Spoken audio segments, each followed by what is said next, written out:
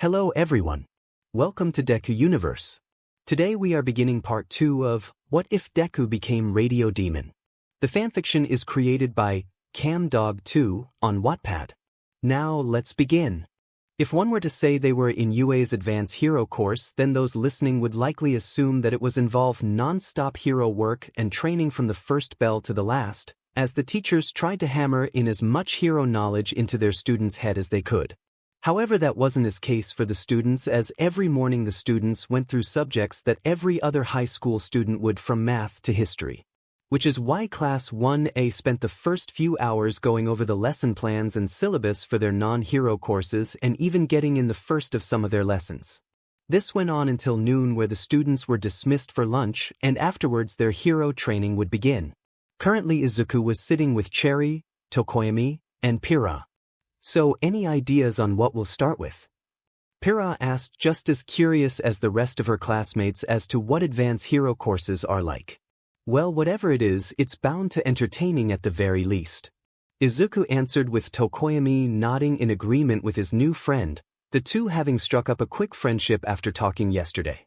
Indeed, whatever trials we face will surely be push us to our limits. Fumikage spoke in unique manner that the class was slowly growing used to. When they were almost done with their food, that Cherry noticed three students from across the hall glaring at them, or to be more precise, Izuku. "Hey Izu, the scrubs look familiar to you?" Cherry asked as Izuku looked over and grinned when he saw who it was. "I do believe I recognized two of them from the test site," he told his classmate as he recognized the blue hair and glasses of Tenya Ida glaring at him, as well as a rather feminine-looking boy with spiky blonde hair and indigo eyes. "As for the third one, never seen him before in my life," he said as their gazes shifted towards the third one glaring. He had blonde hair and blue eyes as well, and he was glaring murderously while looking to be muttering something under his breath. The group stared at the third for a few more seconds before shrugging and turning their attention back at the other two. "Well, if they're here, they must have passed the B course exam," Pira said, happy that their dreams to become weren't complete gone yet. "Doesn't explain why they have chosen to glare at Midoriya." Fumikage spoke while glaring back, with Cherry just scoffing. "Isn't it obvious, Fumi? They're just pissed that they got stuck in B class. They ran their mouths, dismissed something as useless, and paid the price. Besides, if they're that quick to judge, there's no way they would have lasted in a class." Cherry dismissed, with the rest of the group, even the ever-friendly Pira, agreeing with her statements. Soon lunch came to the end, and as students headed back to their classes, none were more eager than Class 1A, for it was finally time for their hero training to begin. Line break. 1A was silent as they waited for their teacher to arrive, but if someone looked into the class, it was obvious everyone was shaking with excitement, with most of the class looking ready to explode until I am dash. Everyone's eyes widened as they all recognized, especially as Izuku, whose smile threatened to split his face into two, and his eyes started to grow incredibly bright, and it only got brighter as the man himself entered. Coming the door like a normal person, All Might shouted as the door busted open, revealing All Might in all his glory, posing in a grand posture. The class erupted into conversations as All Might strutted up to the podium, ranging from that he was actually a teacher here to the fact he was in his Sliver Age costume. All chatter died as he reached the podium and stared at his new class signature smile still in place. "Welcome to Heroics 101. Here you'll learn all you'll need to perform the task that heroes face every day." All Might began his speech, with the entire class holding on to his every word. "And the best way I can think to do that is to throw you right into it. So for your first hero class, you rookies will be taking part in battle trials." He finished holding up a card with the word battle on it as the class erupted into cheers. "And to do that, you've got to look the part." The hero continued as briefcases erupted out of the wall, each numbered for a student. "These are your costumes that were made based on the designs you submitted after being accepted here. Now hurry and change before heading to ground beta, where the test will be held." All Might ordered before laughing as the class stampeded over each other, not willing to wait any longer. Line break. "They say clothes make the man, and that's certainly true for heroes, so show me what kind of heroes you all intend to be." All Might thought as he waited on ground beta for his class to arrive in their hero costumes. He didn't have to wait long, nor was he disappointed as Class 1A emerged from the tunnel. Now that's what I like to see. Different outfits proclaiming different messages from different heroes. All Might said, looking over his class, from Pyrrha in her Spartan-like armor to Psycho's black and white general outfit with a rapier. Just think Isdeth from Akame J Kill. To even Shinso's homage scarf and mask, and even Strauss' maroon dress. Looking around, All Might noticed one wasn't there yet. Now where is young Midoriya? The pro asked, and before the class could answer they heard the familiar tapping from Izuku's shows. So sorry for being late. Izuku's radio voice rose from the darkness, accompanied as two shining red eyes appeared, causing everyone except All Might, Cherry, Inesa and Hitoshi to take a subconscious step back. Not a problem, young Midoriya. All Might laughed, thought when Izuku finally emerged. He along with most of the class eyes widen as they finally saw Izuku's hero costume. Izuku appeared greatly amused by the gaping expressions on most of his class and All Might's face. Something wrong? He asked, sounding just as amused as he looked, which caused All Might to snap out of his funk while clearing his throat. Great, now that we're all here I'll explain what we will be doing. The teacher continued, getting the attention of the rest of the class. There will be two teams consisting of 2 members. One team will be heroes, the other will be villains. The teams will be randomly formed and pitted against each other. Now then, here's the scenario. Villains have placed a bomb in preparation, and the heroes have very little time to stop them. The villain team will go in 5 minutes to prepare for the heroes, and when those 5 minutes are up the hero team will have 15 minutes to secure the bomb. For the heroes to win they must either capture the villains or touch the bomb, and for the villains to win they must either capture the heroes or keep the bomb out of the heroes' grasp for the 15 minutes. All Might explained while inwardly breathing a sigh of relief. He was able to memorize everything before the class started. Now then, any questions? Several hands went up and All Might inwardly gulped, so many, before pointing at Pra. Yes, you young Nikos. Sir, will the bomb be filled with anything or will it be an empty husk? She asked, putting her hand down. The bomb will be hollow. That way those with less physical abilities will be able to handle the bomb just as easily. All Might assured, while said less than physical students let out a sigh of relief. All Might said while pointing to Cherry. Yeah, so how destructive can we get when it comes to the environment? She asked, since she had one of the more destructive quirks in the class. All Might let out a laugh. Not to worry, we've got the most advanced construction droids here. They could repair one of these buildings in seconds, All Might said, causing Cherry to gain a maniacal grin on her face, causing All Might to sweat drop. Though keep in mind that this is training for later in life, so maybe try and hold back a little. All Might suggested. The next question came from Shoji. Will the villains be able to move the bomb once the trail begins, or will it be stuck wherever we plant it down? The tentacle-armed teen asked, with the number 1 hero nodding. Yes, moving the bomb is completely legal, though keep in mind it may prove to be counterproductive. All Might warned, with Shoji nodding in thanks. Setsuna asked her question asked. You talked about capturing before. Can one escape after they've been captured, or are they stuck for the rest of the trail? The greenette asked, wanting to know all the possible options. There is no escape once captured. You never know if you'll get a chance to escape in a real scenario, so you'll need to lean to try your best to avoid it. All Might explained, with Setsuna humming in understanding. And finally, young Midoriya. All Might addressed the young man he recognized from all those months ago, and from all the stories young Bakugo had shared with him during their 10 months of training. Is there any way to set the bombs off early? He asked, causing the class to look at him. I mean, who's to say that the villains aren't suicidal and looking to take out some heroes with them? It's happened multiple times before. Izuku explained, with the class understanding his reason before facing All Might, who was shaking his head no. I'm afraid not. The rules are as I have stated before, and victory can only be gained by what I've already explained. All Might told his class, with Izuku shrugging. Fair enough. With all the questions out of the way, All Might grinned. Now then, let's pick our teams.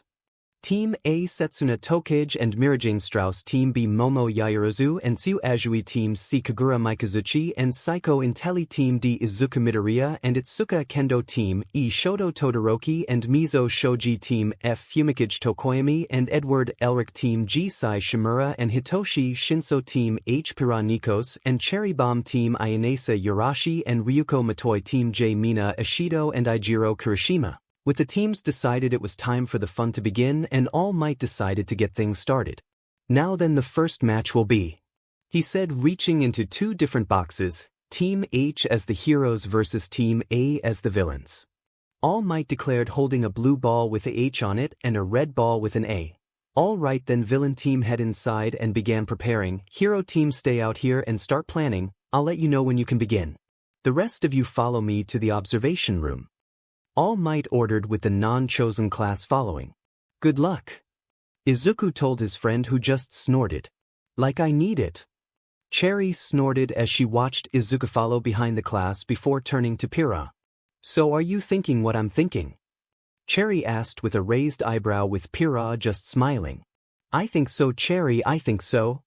Line break. So any ideas on who will win this? Mina asked, eager to see how her classmates fight. Izuku merely laughed. Why, Cherry, of course. He explained with no hesitation or doubt, causing the class to look at him. With her quirk along with Ms. Nikos, they've got this locked down. Izuku explained, with Hitoshi and Inasa nodding in agreement with their friend. Others weren't so convinced. Are you sure? Momo asked with a raised eyebrow. They are going up against one of the stronger teams. Strauss' quirk is easily the strongest of the girls in class, and Tokage's quirk is also very versatile, not to mention she's a recommendation student. I can't see them losing a battle like this easily. Here she put her hands on her hips. Are you sure it's not your friendship with her that's clouding your judgment? She asked, sounding a little accusing. Izuku merely raised any eyebrow. You do make a few good points, but there's one thing you wrong about. Izuku countered. And that would be? Momo asked, sounding highly skeptical. This isn't a battle, Izuku said, turning back to monitors as the 5 minutes were nearly up. It's a game. Line break. So you ready to do this, Mira? Setsuna asked, with Mirajane nodding. Their plan was very simple. They had decided to place the bomb at very top floor, just below the roof, where Mary Jane would be left to guard it. Setsuna meanwhile would use her quirk to separate her body, and using the various parts to make sounds to distract them long enough for the time to run out, or for Setsuna, if given the chance, to be able to capture them with the capture tape. Ready. Start. All Might's voice rang out through their earpieces, signaling the start of the trial. Right then, I'll be off. Setsuna nodded and was headed out of the room. Boom, boom, boom, only to run right back in once the building started to shake violently as loud explosions emerged all over the building. What the hell's going on? Setsuna demanded, only for the wall facing the street to be busted down. It has to be Cherry doing this. Mirajane shouted over the explosions and was about to transform when 2 more cherry bombs were seen flying towards them. Don't worry, I can take care of those, no dash. However, before she could finish, the bombs exploded, resulting in a blinding light and ear-piercing screech engulfing the girls. A flash grenade. The girls thought, dropping to their knees as they felt something whoosh by them. A few seconds later their eyesight returned and the ringing in their ears started to fade, just in time to hear All Might's voice over the communicator. The hero team wins. Shocked, Mary Jane and Setsuna looked back to see where they had placed the bomb, only to find it gone before looking towards the hole, and saw it was with the hero team, each with a hand on it, with Pira smiling and Cherry smirking. Students, please return to the observation room to review the match while the construction droids rebid the building. All Might ordered before cutting the commutations as Cherry looked up towards the villain team. Well, you heard him. Let's head back and talk about how badly we kicked your butt. Line break. Now then, that was an interesting matching, to say the least. All Might said a bit sheepishly, not thinking the match would be a little longer than that. First, the villain team. Although you had a rather thought-out plan, you fell apart when the unknown happened. And instead of trying to avoid conflict and run with the bomb, you tried to stand your ground despite that not being the main objective. All Might told them, with the 2 girls looking down in shame as he moved on to the hero team. Now then, hero team, you did well. You saw that combat would put you at a disadvantage and chose to go about it another way with Ms. Bomb clearing the path and causing confusion while also immobilizing your opponents with Ms. Nikos securing the bomb. All Might explained before placing his hand to his chin in thought. But if I had to choose an MVP, I would have to go with Nikos. Young Bomb went a little overboard with explosions and caused unnecessary damage. All Might explained with Cherry shrugging, not bothered at all by it. Meanwhile, Izuku and Momo were having a talk of their own a little bit away from the group. Well, my dear, it seems I was right this time. Izuku commented with Momo stunned at not only who won, but also how they won and how quickly they won. Yes, well, I might have made a few miscalculations, Momo admitted, but I doubt it will happen again with the next trial. Momo said with Izuku humming, "You do?" He asked with Momo nodding. Yes, I was watching rather closely yesterday and observed everyone's quirks, matching that with the teams and their opponents. I'm confident I can tell who will emerge victorious. Momo said confident, years of private tutoring having her certain she could predict the results the rest of the matches. Izuku let out another Well then perhaps you would like to continue our little game from earlier. Izuku offered with Momo brow furrowing in confusion before it hit her. Oh, you mean guessing who would win? Well, I suppose, but you should be prepared to soundly defeated. Momo said in a weak attempt to smack talk with Izuku, just raising an amused eyebrow, getting Momo to cough and turn to hide her blush. Let's join the others, the next trial participants are about to be chosen. Momo suggested, trying to get past this embarrassing moment.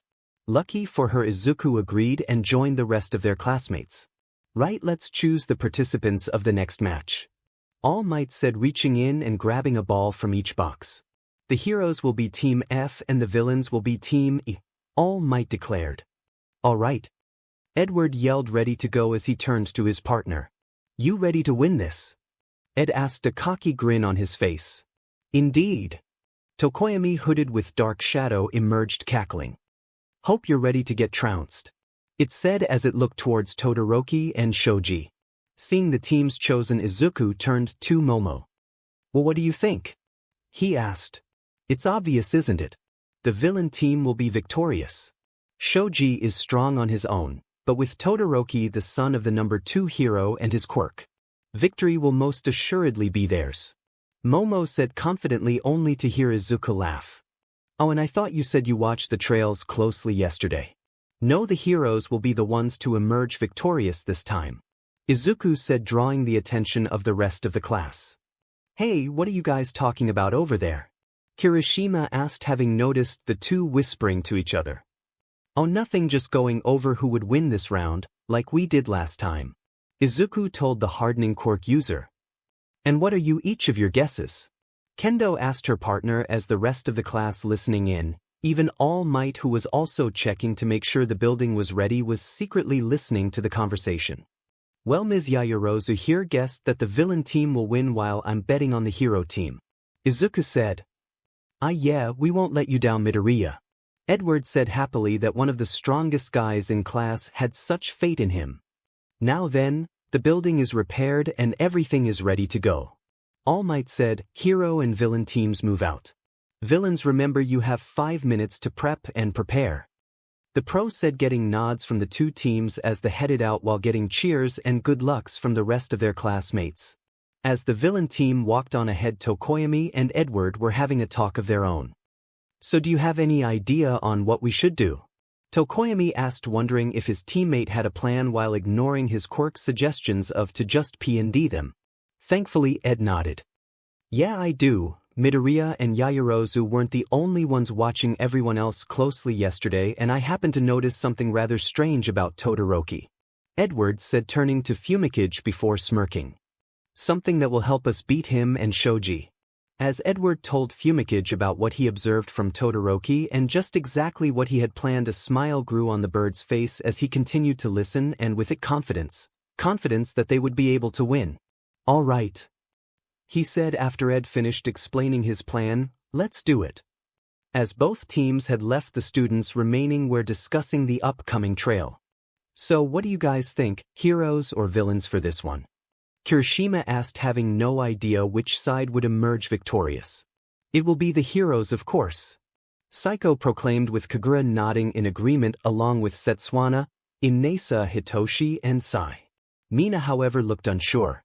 Are you guys sure? I mean, this is Todoroki we're talking about.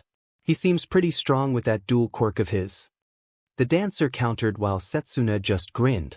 Oh, trust us, Ishido, after what I saw yesterday, I can guarantee victory for the heroes. The Dino-loving girl promised. Well, we're about to find out. Izuku commented, his eyes on the monitors as the match had officially began, and watched as Todoroki ran off on his own, ignoring Shoji's shout to wait, and went straight towards the front door. Izuku only shook his head as he watched the dual-color boy basically line himself up to be defeated. What a fool. Line break. Shoto Todoroki stared coldly at the front door, waiting to freeze it and his classmates the second it opened. Not much, mind you, just enough for it to count as a capture and end this as quickly as the last match ended.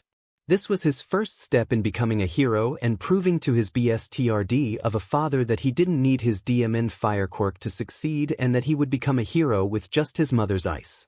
Technically, yesterday was supposed to be the first step where he would ace the assessment test and come out first.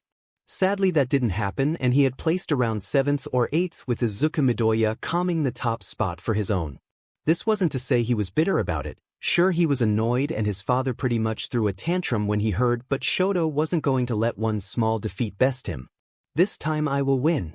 Shoto thought, determined ice beginning to appear and ready to end the game in seconds. Boom boom boom, which is why it came as a shock when something blasted through the air and collided with the wall inches from his head, and Shoto couldn't contain the flinch that escaped him.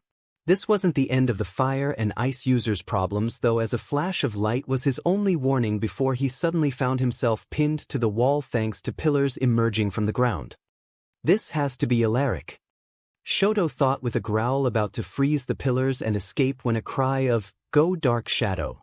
rang through the air, with the shadow quirk emerging, and before Shoto could even blink, the shadow wrapped the captured tape around the boy's arms and legs. Shoto Todoroki has been captured, he's out. All Might's voice announced, with the hero team emerging from the doorway, with Ed letting out a cheer. Alright, I knew that would work. The blonde shouted happily, with Tokoyami nodding. Indeed, fate smiled upon us, but for now we have to secure victory for ourselves. The avian-headed student reminded Ed, who nodded as both set out looking for Shoji, as Todoroki just hung there in shock. Line break. They took him out so easily. Momo whispered as she and some of the class wafted with wide eyes at how easy he was taken out. Well, what did you expect? I mean, it was pretty clear he never intended to use his fire. Setsuana countered, with Momo and the rest of those shocked turning towards her, causing her to sigh. Really, none of you didn't notice how he only seemed to use his ice yesterday when clearly fire would have helped him more? The splitter asked, with the ones who didn't notice scratched the back of their heads sheepishly. From there, the class watched as the hero team searched for and eventually found Shoji, who was carrying the bomb on his back. Unfortunately, the big guy didn't get a chance to fight back, as Dark Shadow immediately shoot forward and wrapped the capture tape around the muty-armed teen. The villains have been captured. The hero team wins. Line break. Now then, who can tell me who the MVP of the match was? All Might asked once the two teams were back in the monitor room, with Kendo raising her hand. It was Alaric, sir. He was the one came up with the plan to capture and played a massive part in it, as well as helped capture Shoji as well. Kendo finished, with All Might nodding. Exactly right. Young Alaric took control of the situation as well as took part in them. A leader in the making. All Might praised, with Edward blushing at the praise. Izuku, meanwhile, was back to chatting with Momo. Well, that's 2 for 2, one more and this little contest goes to me. Izuku teased as Momo was frozen that she was wrong again. Seeing this, Izuku sighed before looking towards All Might, with Momo luckily snapping out of her funk as the hero picked the next matchup. The heroes will be Team G, the hero announced, with Sai and Hitoshi nodding. As for the villains, they will be Team C, All Might said, with Saiko smirking while Kagura narrowed her yes in determination. Momo immediately turned towards Izuku. Team C, team will emerge victorious this time. The creator almost shouted, sounding a tap bit desperate to be tight. Izuku just hemmed. I'm betting on Team G, Izuku said as the two teams left. Are we having a good old battle of the sexes? Mina asked teasingly, having got caught up in all the fun. Setsuna was all too eager to join in the fun as well. Yeah, Izuku, you seem awfully dismissive of the girls. She teased, her smile matching Mina's as the class watched the back and forth as Izuku laughed. Oh, perish the thought, my dears. I just speculating based on what I saw yesterday and what I know to reach my conclusion. Izuku explained as Momo entered the conversation again as she placed her hands on her hips. Oh yeah, and what do you see when you look at the girls' team? She challenged with a raised eyebrow, though she did get a look of concern when Izuku answered. An implosion waiting to happen. He said before looking towards the monitors. Why, it's already happening. He said, and once everyone turned to the monitors they saw the two arguing apparently over which plan was better. They might have a rocky start, but they can still turn it around. She tried to argue only for the wall of the room they were in to collapse on top of them. Or not. Line break. Psycho coughed as she stood up and tried to shake her head clear. Stupid, you made a stupid, careless mistake. She scolded herself. She and Kagura had wasted their precious 5 minutes arguing over who was in charge and what plan they should use, and it had cost them dearly. Young Intelli, young Mikazuchi, are you both alright? She heard All Might question, though his voice did sound a little weird over the comms. Must just be the ringing in my ears. Psycho reasoned before responding that she was fine. That's when she felt herself go stiff. Well, that's a relief. All Might's voice rang out again, this time coming from the hole in the wall with a figure walking through it. This turned out to be Shinso, who had used his voice modifier to recreate All Might's voice. Now we can end this without any complications. The brainwasher commented as he strolled forward leisurely as said created ink beast just in case. Not that they'll be needed. Psycho thought, frustrated as she couldn't move a muscle, and in the corner of her eyes she could see Kagura in the same predicament, and both can only watch as Shinso touched the bomb and claimed victory. Line break. Now then, who can tell me the MVP of the match? All Might asked as the class thought it over. Finally it was Setsuna who raised her hand. It was Shimura, sir. She exclaimed, getting a nod from All Might, who motioned for her to explain. Well, the villains are immediately out of the running, since they wasted their time squabbling and while having a melons measuring contest. She began, getting All Might to suddenly cough, as well as some of the more prudish classmates, while those like Izuku, Cherry, Edward and Ryuko laughed as Setsuna continued. Shinso seems like the obvious choice at first, but chances are that he would have had a harder time getting the drop on them if Sai didn't send them into a panic. Sai also proceeded to create some ink beast as a backplan, while Shino didn't even bother checking for any traps. True, they didn't have time to lay any, but that won't always be the case. The Dino-loving girl explained, with Sai smiling at the praise and Shinso grunting but nodding in acknowledgement at the criticism. All Might nodded. Not exactly the way I would have put it, but overall correct. However, young Shimura, one thing to add. It's stated that your quirk can also be used to gather information. Remember that for the future. You may not have needed it here, but that skill will be invaluable in the future. The pro advised, with Sai nodding, having been told that before. Izuku meanwhile had approached Momo, who had been still since the trial ended. Well, looks like that's 3-0 to me. That's game, set and match. He teased, with Momo looking crestfallen at having been wrong so many times in a row. What's going on? How could I have missed so many obvious signs? She breathed herself. You were trained in tactical thinking and strategizing from such a long age, and you made so many rookie mistakes.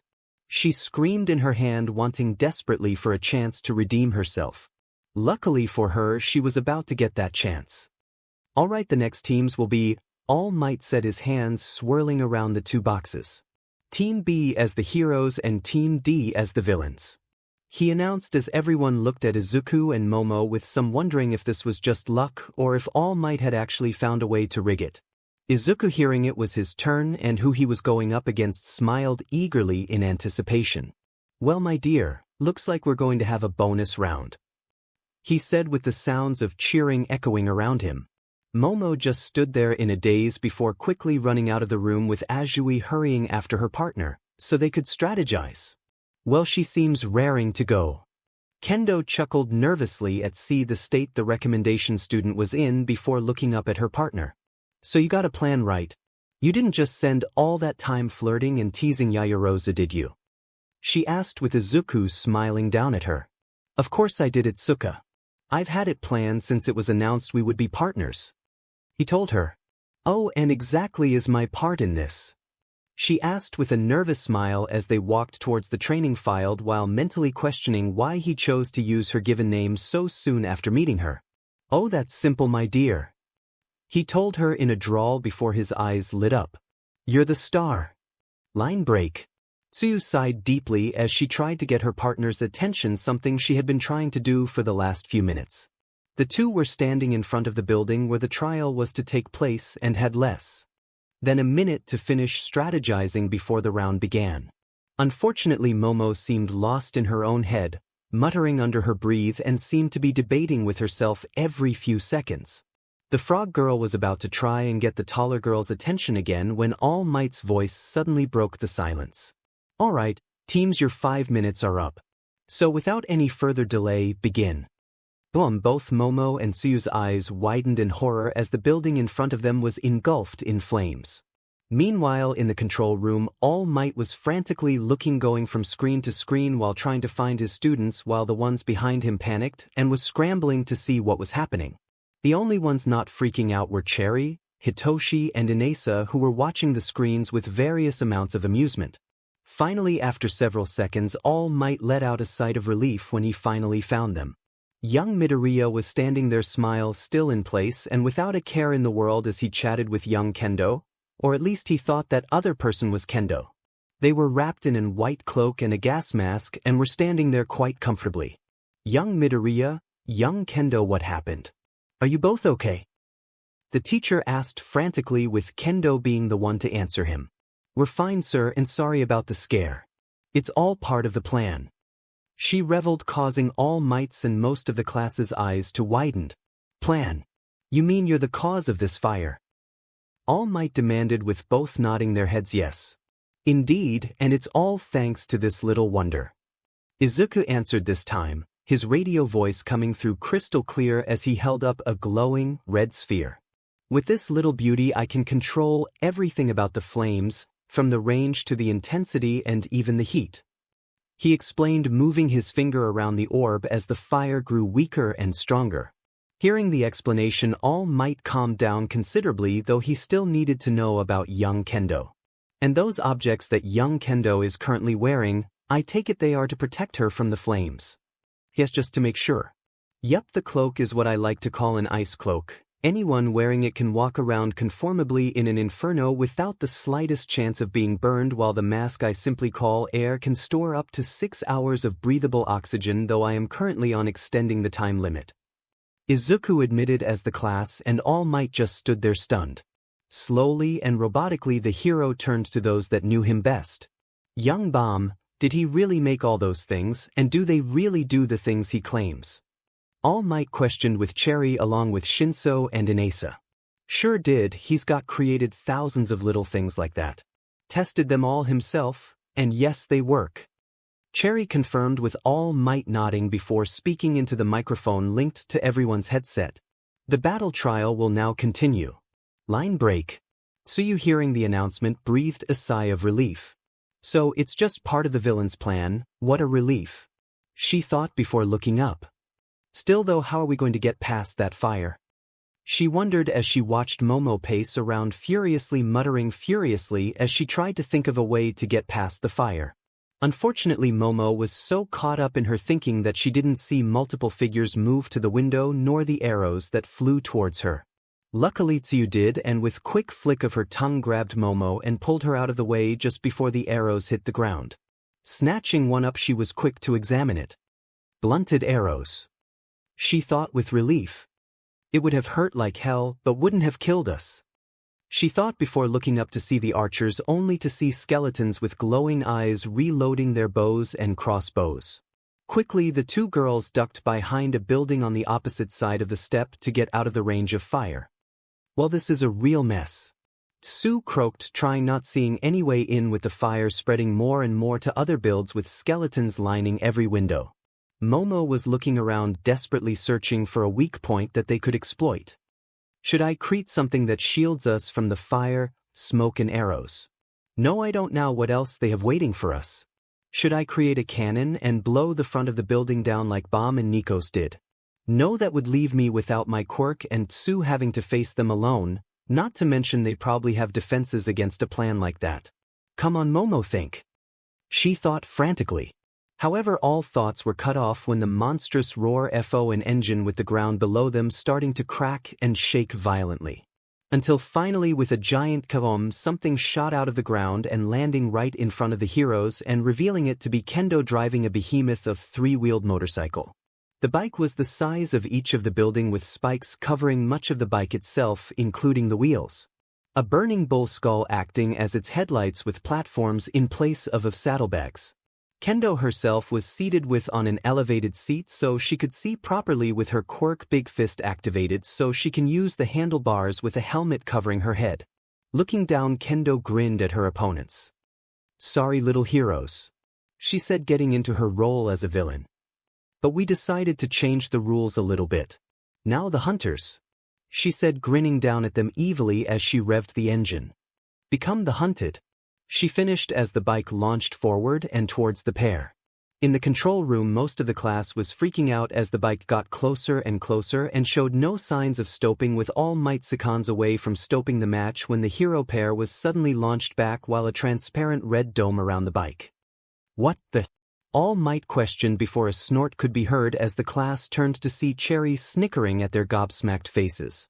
Come on people. Do you really think Beef Mittens would run over her classmates, or that Izuku would make something that would allow her to actually do it? She asked almost incuriously while the rest of the class looked sheepish. Seriously people, he's a showman, not a murderer. She huffed. At least not yet.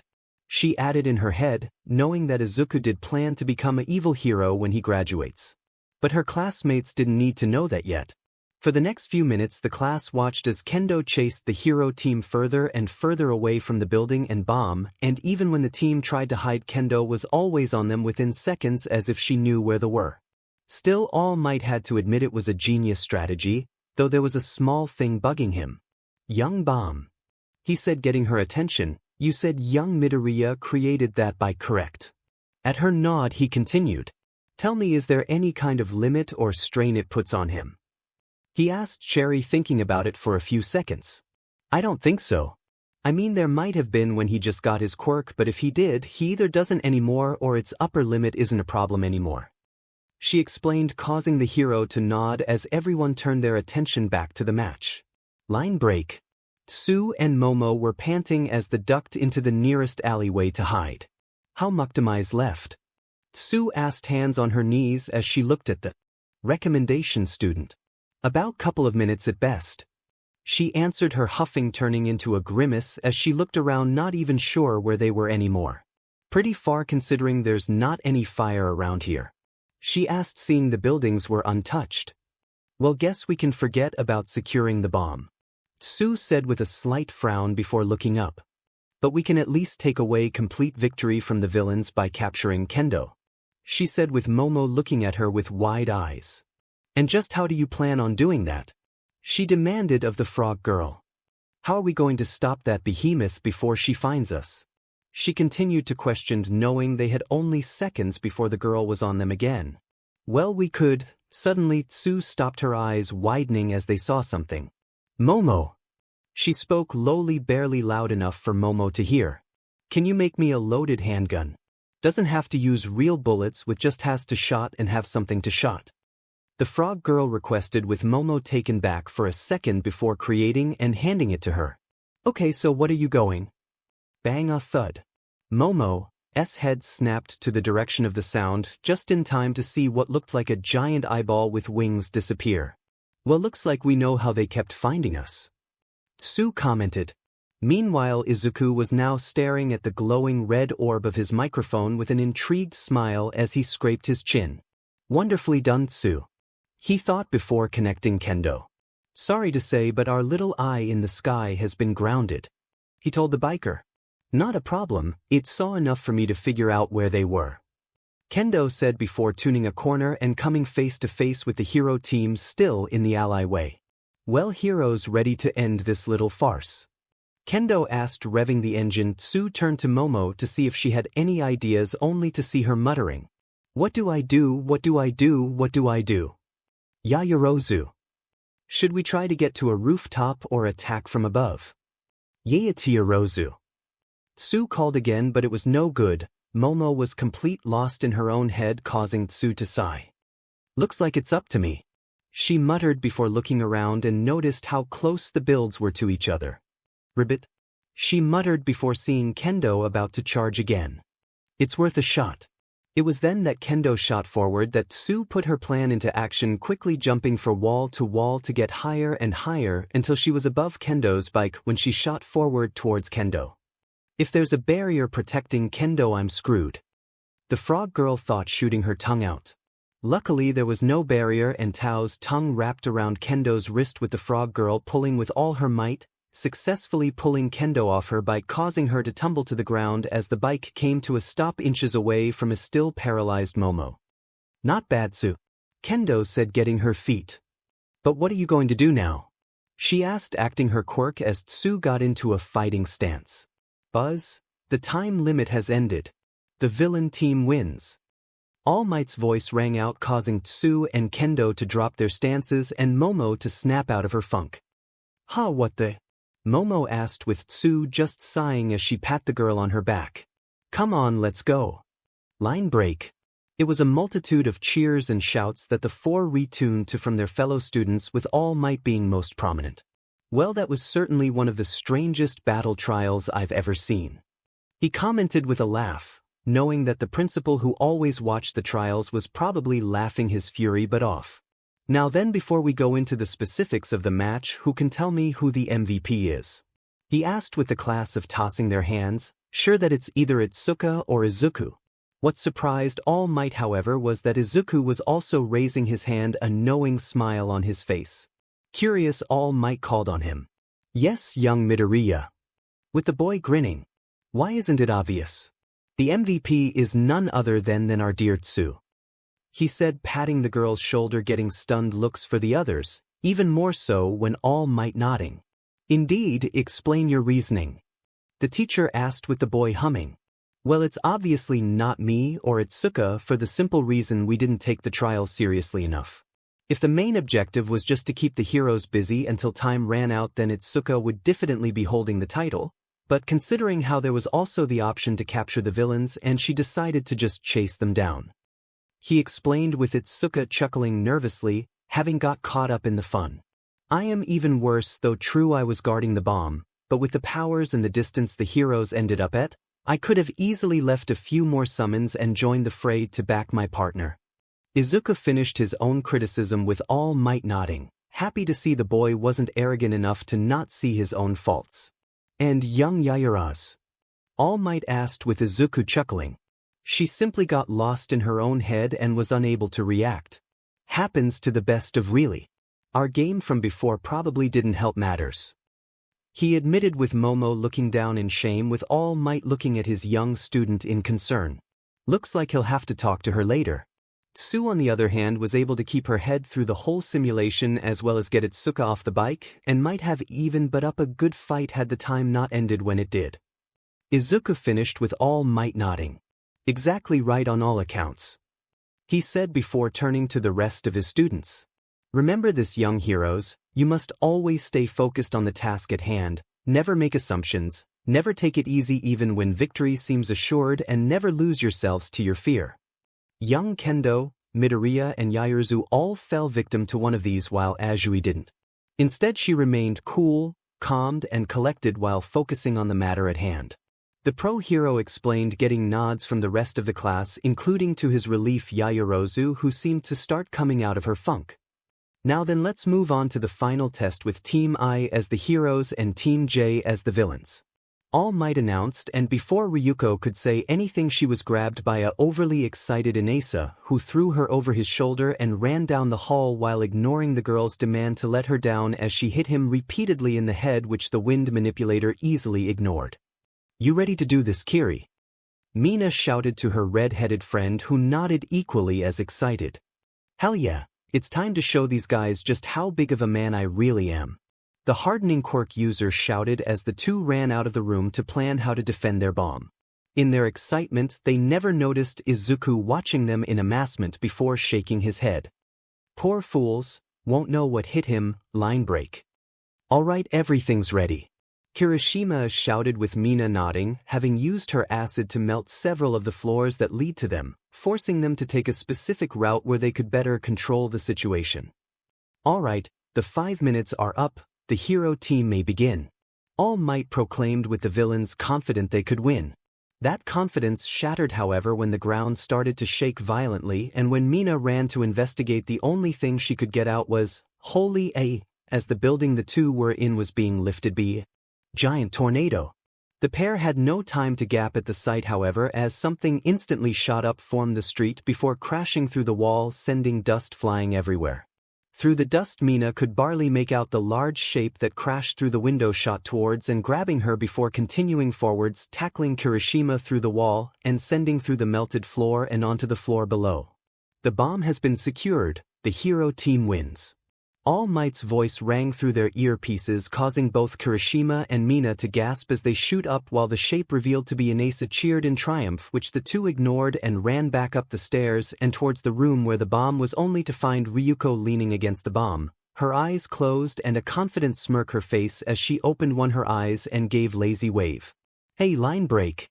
Unsurprisingly Inasa was named MVP for not only causing the distraction but also getting the villains out of the room so that his partner could get to the bomb. However, there also wasn't really anything that could be criticized. The villain's trap may have failed but it was still clever and Ryuko didn't try to pick a fight of her own and instead focused on getting to the bomb. Excellent work everyone.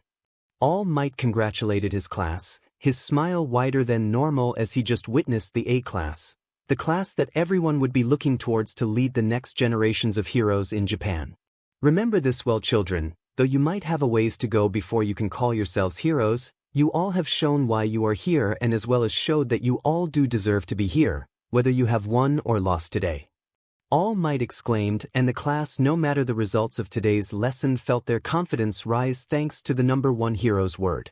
Now go get changed for your next class.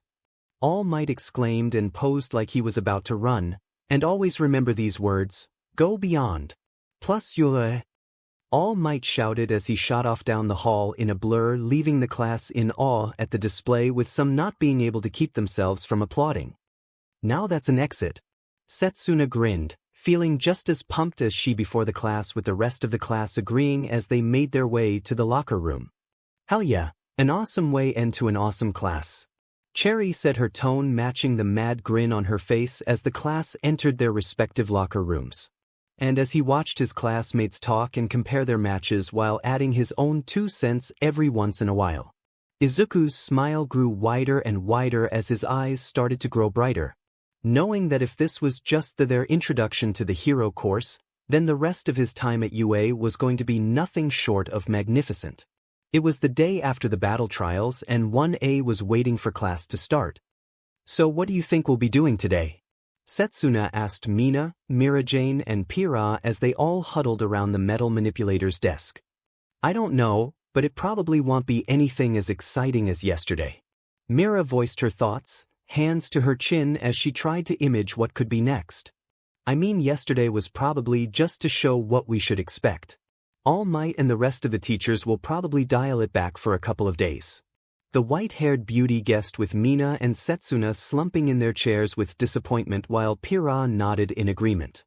I have to agree, Class 1A is known for advanced and harsh training but if they keep upping the ante every day then it would run the risk of permanently crippling their students. The redhead explained with Mina and Setsuna nodding in understanding and resignation that their class were going to become slower as Pira looking up in thought. Not to mention the school might actually go bankrupt with all the damage we did yesterday. This got some laughs from the other three remembering how many times the building was destroyed yesterday before moving on to other topics. While this was going on Izuku, Cherry, Hitoshi and Inasa were also talking and they were joined by Fumikage, Tsu, Momo and Psycho. So all Class 1B did yesterday was quirk testing with All Might. Psycho asked with Izuku, and Cherry nodded. Yup, friend of ours is there and he told us this morning on the way here. Cherry explained with Izuku humming in agreement, though his mind was elsewhere. Katsuki had been acting quite strange for almost an entire year now, starting around the day he got attacked by the slime villain. Ever since that day he had distracted, often leaving right after school and not showing up until the next day, all under the guise of secret training.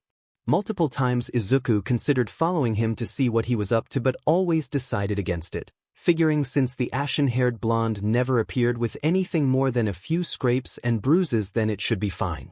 That all changed after school yesterday when Izuku and Cherry waited for him for half an hour before going to look for him. They eventually found him in the recovery girl's office resting after the youthful hero restored his broken arm. However, it was what she said next that shocked them. Figuring that since they, or at least Izuku, were quite close friends with the boy, she felt it fine to tell them it was misusing his quirk that led him to breaking his arm. Hearing that, Izuku's mind raced through questions. What was she talking about? Did Bakugo get his expulsion quirk back? If he did, when? And why didn't he say anything? Was that what he was doing for the last few months of training? Or was it a completely different quirk? Izuku highly doubted it was a new quirk, but if it were, that opened an entirely new can of worms, such as someone actually getting a second quirk. No way would Bakugo keep that to himself, and even if he did, or more likely Aunt Mitsuki forced him to, Yue would have to have known, and there's no way Yue could have kept it a secret for this long, Izuku had thought. But before he could ask any questions, Katsuki started to air, forcing the two students' and nurse's attention. The ashen blonde groaned as he started to come around, mumbling something about diamond pink cheeks, before finally coming around fully. First he saw Recovery Girl, which caused him to physically roll his eyes, but once he saw Cherry and Izuku and the questioning looks the two no doubt had won his face, his eyes slowly widened into a panic before his eyes darted to the aged heroine as a look of terrified realization set in as his mind paced together what must have happened. No one said a word to each other as they walked home, not even when Cherry split off to head towards her home, leaving the boys alone. When they reached Katsuki's house, Izuku watched his oldest friend walk towards his front door before standing there. For a minute he stood there, his fist clenching and unclenching repeatedly until with one final growl he threw open the door before slamming it shut, ignoring his mother yelling. Bakugo didn't meet Izuku at their usual meet-up point anywhere, but Izuku was sure he had made it to school. There's no point in dwelling on it, Izuku thought with a sigh. Knowing Katsuki, he'll tell me when's he ready. He continued before noticing Cherry trying to get his attention with the rest of his friends looking at him in concern. Smiling softly, Izuku was quick to reassure them. Not to worry, my friends. Just a little on my mind at the moment, he promised, and even though they traded unsure looks with each other, they didn't press the issue. Not that they could have, because the bell rang at that moment with Aizawa entered as everyone moved back to their seats. Morning, everyone, the teacher muttered as he looked over his class. I've reviewed the results of your battle trials yesterday, he told them as some tensed up. Not bad overall, he said, causing them to relax. However, and right back to tense. Some of you need to get it together if you want to stay in this class, he warned as his eyes went over his students, who either frowned but nodded, glared, or in one case smiled widely. Aizawa inwardly sighed at the last one. DMN problem child, he thought before moving on. Now then, what comes next could decide your future, Aizawa warned his class as he moved on to the next item of business. Oh, come on. Some of the class thought, exasperated and worried about what comes next. Though that would quickly change. You need to pick class representatives, Aizawa told his class, sounding completely uninterested as he brought out a box and slips of paper as the class erupted into noise and with multiple students volunteering to do it. Quiet, Aizawa ordered while activating his quirk, instantly getting his students to quiet down. Now then, you each cast a vote to determine who becomes the representatives, Aizawa explained, having long ago learned this was the easiest and most logical way to pick. Which is why he groaned inwardly as Pyrrha raised her hand. Sir, is that really the best method to choosing? Having just meet each other, we won't really know. She started to trail off as she noticed Aizawa direct his full glare at her. Just do it, he ordered, causing the redhead to squeak as the class each took a slip and wrote down who they voted for. Soon the votes were tallied and the results were in. Your class president is Izuku Midoriya and your vice president is Tsuyu Azui. Aizawa announced as the two students stood in front of the class with Izuku giving a bow and Tsu waving. Turns out Izuku got 7 votes and Tsuyu got 5. Thank you, my new friends, will do my best to live up to your expectations. Izuku promised as the sounds of thunderous applause could be heard with Tsu nodding in agreement. We won't let you down, she added. Classes went on as normal after that, and soon the Hero Course students found themselves at lunch with Tsuyu now joining Izuku and his group of friends. You know, it's funny, I never thought I'd be elected. I don't even know who voted for me, Tsuyu told her classmates as the group of now 5 sat in the cafeteria and once again ignoring the glaring trio that was a part of Class B. Hearing this, Izuku let out a laugh.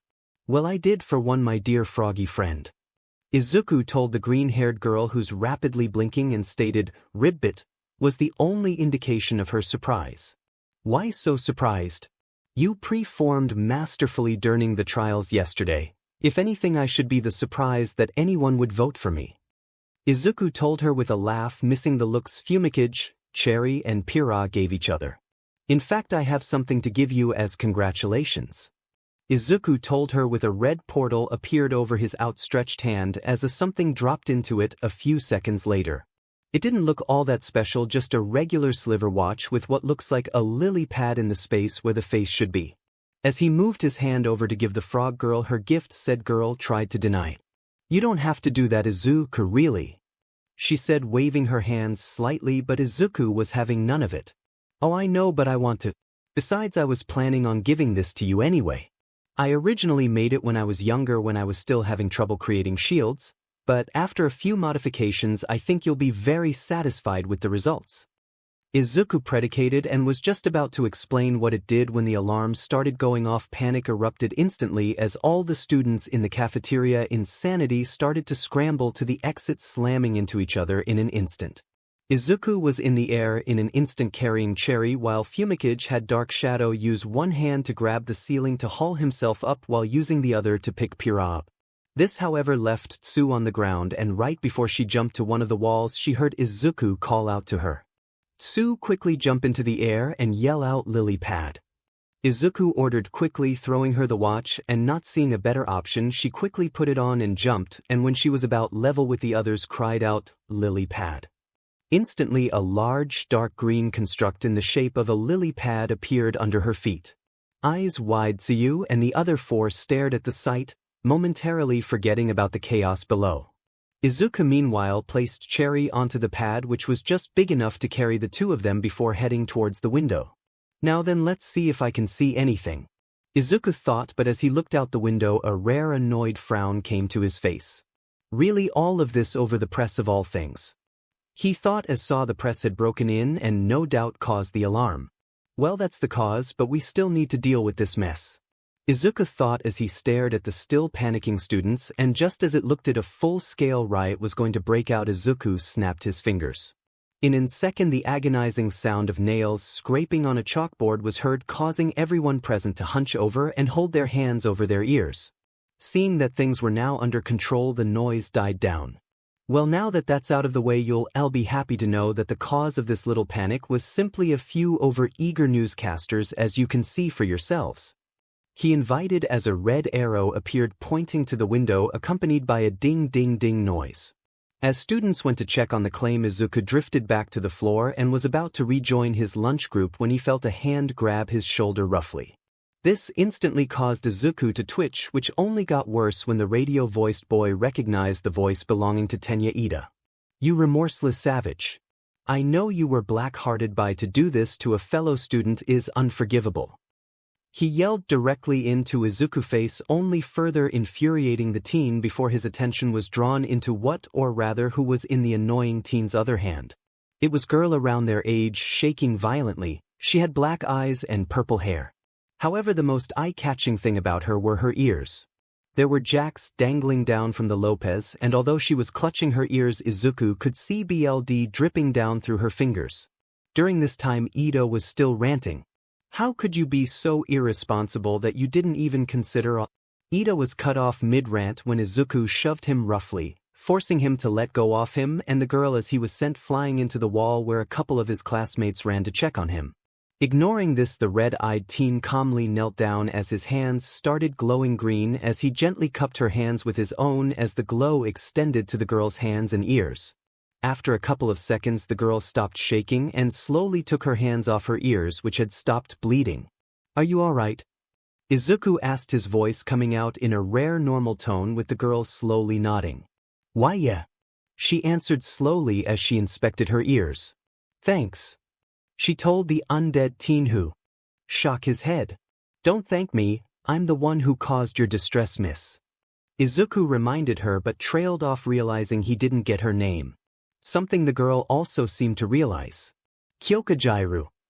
She introduced herself, causing Izuku to smile and give her a short bow.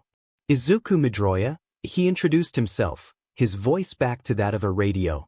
"It's a pleasure to meet you, though I wish it were under better circumstances," he told her before a small frown came to his face. "Apologies for that, by the way. Had I known there was someone with sensitive ears like yours, I would have chosen a different method." He apologized with the girl waving it off. "It's cool, chances are things would have gone much worse if that panic would have continued." Jairu waved his apology off. "Even then I should escort you to Recovery Girl's office to get you checked out," he insisted as he helped her up before turning to his classmates. "Please inform Mr. Aizawa where I am," he asked, getting nods in return, and was about to leave when he snapped his fingers. I nearly forgot," he muttered before materializing a small booklet and floating it over to Tsuyu. "That will tell you the ins in and outs of the lily pad, study hard," he called out, already exiting with Jairu. Meanwhile, outside the teachers were busy examining the destroyed barrier. "So what do you think?" the R-rated hero Midnight asked, hands on her hips as she looked over the door. "I don't think the reporters were responsible for this," she told the other three present, Erasered, Present Mike and Principal Nizu. "Definitely not," the mystery animal agreed. "It's clear whoever did this knew what would most likely happen and was wanting to use it as a distraction," he continued. "Still, whoever did this was quick. They were able to melt the barrier without anyone noticing." Present Mike added on, taking off his glasses to examine the damage more closely. "No, not melted," Aizawa corrected, coming into the conversation as he used a pair of pilers to pick a piece of the destroyed gate to examine it more thoroughly, and indeed the fragments did show signs of decay rather than signs of being melted.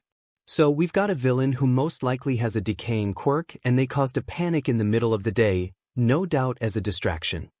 Nizu went over all the facts they had gathered. "The only question is," he continued to walk until he was facing his staff, "who is responsible for this?" Line break hours later, and in a bar 2 figures sat. The first is a slim man with pale skin, tinged yellow teeth, and wrinkled a great deal around his eyes.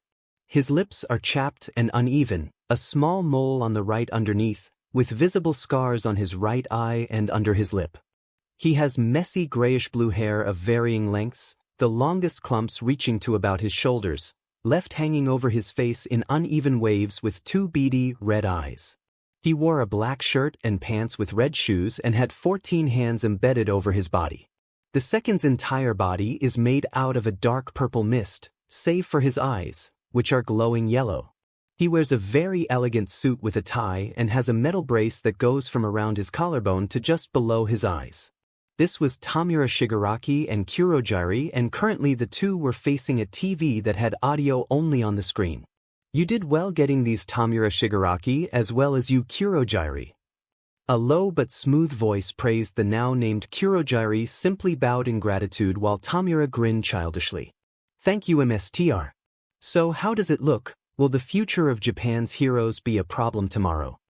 he asked mockingly as he finished his question and wanting to know his sensei's thoughts. The answer was a surprise, however. "Of course they will, Tamura Shigaraki." The answer came swift and absolute, which shocked the aspiring villain. "These are the students that have been judged to be the absolute best in the country. To dismiss them as a non-threat is nothing short of foolish." Sensei's voice came out clear and loud, knowing it was the only way to get it through his student's head. Tamura growled, hating that his Zemster thought he could have trouble with a bunch of brats but knew better than to argue, so he muttered a small, "Yes, Sensei," to show he understood. "Now there is one last thing I have acquired that I think can increase your odds at succeeding," Sensei said, and immediately the blue-haired man's eyes filled with greed. "But first there is a matter I have to discuss with you," Sensei continued, sounding more serious than the two have ever heard him. It got even more confusing when a picture of a teen with gray skin, razor-sharp, yellow teeth and red eyes and hair appeared on the screen. "This is Izuku Midoriya, and under no circumstances is he to be killed." He gave the order, shocking the pair. "Mstr, may we know why?" Kurogiri asked. "Are you hoping to recruit the young man or maybe take his quirk?" The Warp Gate user asked with the voice on the TV letting out a laugh. "One or the other," he admitted. "But unfortunately we don't have the forces to bring him here right now, so for now try and gauge his level of strength," the Mstr ordered, with Kurogiri nodding in understanding before noticing something that caused his hidden yellow eyes to widen. Tamura was shaking in silent, jealous rage, no doubt furious someone other than himself had caught the Mstr's attention. However, before he could fly into a rant, the Mstr's voice came out over the TV, this time cold and commanding. "And do you understand, Tamura Shigaraki?" The coldness of his Mstr's voice and the tone it was asked instantly wiped any rage that was within the aspiring villain, leaving him to only nod submissively with a small, "Yes, good." And like that, the Mstr's tone was back to how it was before. "Now I have one last request regarding Izuku Midoriya. Tamura, if you get the chance, there is a certain question I want you to ask this young man if you have a chance tomorrow," Sensei asked, with Tamura raising an eyebrow at what his Mstr would want to know. And that didn't get any better when he heard the question, though judging by Kurogiri's widening eyes and tensing of the shoulders, he knew it had to be something big. "Mstr, are you saying?" Kurogiri asked, his voice stuttering, with his Mstr letting out a tired sigh. "It's only a suspicion for now, Kurogiri, but I must know for certain," the Mstr told the two, sounding more solemn than they ever heard him. Tamura at this point had had enough about talking about some high school brat and wanted to get back to something more important, namely his present from his "Mstr, you mentioned something that would help with tomorrow. What is it?" he asked, causing the Mazer to chuckle. "Ah yes, I merely forgot. Kurogiri, bring it in," the voice ordered, and with a quick motion a portal opened and a large wooden box that Tamura approached and poked with a finger, only to jerk back when it shook violently with a loud, maniacal and robotic laugh sounded from it. "A little hard to control, I've been told," the voice admitted as the two in the bar looked over the box. "Though considering who's created it," he trailed off as Shigaraki and Kurogiri found it, a symbol on the side, and their eyes went wide seeing it. It was well worth the cost. Line break. It was time for Class A's next hero lesson, and they were in for a treat. "Rescue training, this is gonna be awesome," Kirishima exclaimed, brimming with excitement, a sentiment shared by most if not all the class as they rode the bus to where their training would take place. "Indeed, this will be an excellent test for my mental abilities," Psycho proclaimed while tapping the multiple glass vials secured in her costume's pocket, each filled with a different kind of tea. "Indeed, with the different situations that we'll face as heroes, it's important to we get all the experience we can get." Momo beamed at her classmates. "I hope there's water rescue training." Sue added her piece to the conversation, the lily pad watch secure on her wrist, having studied the manual Izuku gave her and practiced in her backyard the previous night. "What about you two?" the vice president asked, turning to Izuku and Cherry. "You excited for rescue training?" The response she got was a shrug from Cherry. I guess, but I'm planning on being a combat specialist," she informed, not going into that like Izuku. She planned to become an evil hero before gesturing to said red-eyed boy.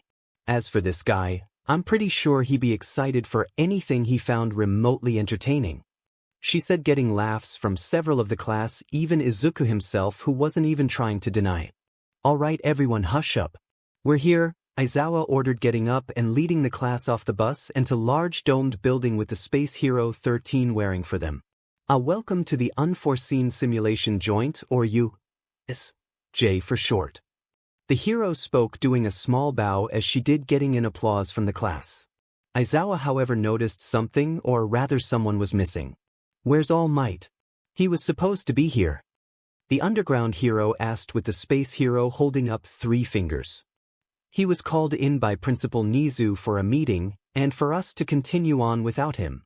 The black hole user explained, with Aizawa groaning in annoyance. With that settled, 13 turned back to the eager students. Now there are a couple of things I want to go over with you all first. No wait, 3, number 4, maybe 5 inch, she continued to mutter as she trailed off, causing the class to sweat drop. As the hero rambled on, Cherry noticed Izuku start to twitch slightly. What's up? You sense anything? She asked quietly, knowing that her taller friend only got like this when something big was gonna happen. No, just got a feeling is all. He whispered back as the Cyclops blew some of her hair out of her face in annoyance.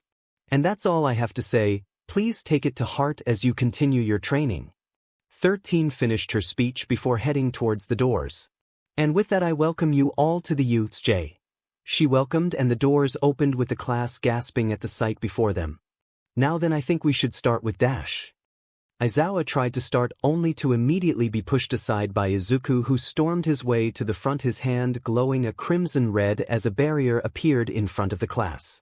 Before he could even open his mouth to demand any explanation, the sound of gunfire filled the air, and seconds later hundreds of bullets slammed into the barrier before falling to the ground. Aizawa was stunned for only a single second before glaring down at the plaza, where a large mist had appeared with dozens of villains stepping out of it. And I didn't even notice it. Aizawa berated himself. But he did. The pro thought as he glanced towards his undead student, who was looking down at the growing number of villains with an amused, almost borderline bloodthirsty grin. Others looked less happy. Hey now. Kirishima said, a nervous smile on his face. This is part of the training, right? Deal with villains while trying to save people, right? He asked, only to be deterred when 13 shook her head. No, those are real villains, I'm afraid. She said, and after a moment she cursed. And they've also cut off our communications. She continued, having tried to contact the rest of the school. Meanwhile, down in the plaza, Tamura Shigaraki stepped out of the gate along with a large muscular monster with its brain exposed and a monstrous bird-like beak. So it seems like our first attack failed. The red-eyed man glared up at the brat, who stopped his minions from getting in perfect win, and it only got worse as he recognized it was the same kid his sensei said not to kill. Izuku Midoriya. Indeed, it would seem the emissary was right to be weary of him. Kurogiri added, returning to his semi-normal form, getting a growl from Tamura, which only got worse when he noticed All Might, the main boss and reason why they came to clear this level, wasn't here. Something the Mist villain also noticed. Perhaps something came up that made All Might coming here impossible. The teleporter theorized. Back to the class, Mizo had just relayed what was being said to his teacher, having been able to hear the conversation thanks to his quirk. Midoriya, open up a portal immediately. The underground hero ordered. Normally he would have jumped into the fray to give his students a chance to escape, but given Midoriya's barrier he felt it was unneeded. However, Izuku couldn't even snap his fingers before Kurogiri appeared before them. Oh, I wouldn't recommend that. The villain taunted with a chuckle. Not unless you want your precious school to go up in flames. He challenged with the students' eyes widening in alarm. And just what the hell does that mean? Aizawa growled, with the Mist continuing to laugh. Just as I implied. As I'm sure you recall, there was a little incident yesterday involving an intrusion of reporters. Well, we the League of Villains had a hand in that. Kurogiri admitted, and grew even more amused when he saw several of the students either activate their quirk or inch towards their weapons. There was certain information we needed, you see, and thankfully we were able to retrieve it. Here Aizawa started gritting his teeth, understating now why villain would try and attack the school. Though we didn't want to leave without giving something in return, so we left a few packages here and there that are set to go off should anyone leave this building. Kurogiri continued to brag. Oh, is that so? Yes, it is, and dash. Here Kurogiri froze and seemed to fall into a trance, with Aizawa looking over towards Shinso. Good work. He praised, with both Asa and Ijiro slapping him on the back. Meanwhile, Ed created a dome around Kurogiri to not only stop the villains from grabbing him but also so nothing will accidentally hit the warp villain, knocking him back to his senses. Well, that takes care of their getaway plan, but what are we going to do about the fact that we're all being held hostage? Ryuko asked, looking at the barrier where now multiple villains were trying to break it down. Well, first we need to get word out about the bombs. Saw muttered, kneeling down on the ground. Luckily I have an idea. He told his classmates as he wrote down all the information they had before creating an ink bird. We can get the information we have to the teachers with him. He explained his plan as he handed the information to the drawing. Okay, but how do we get it to the teachers? Tsu asked with Izuku stepping forward. Leave that to me, he said, and with a snap of his fingers a portal just big enough for the bird to fly through, which it did instantly before it closed.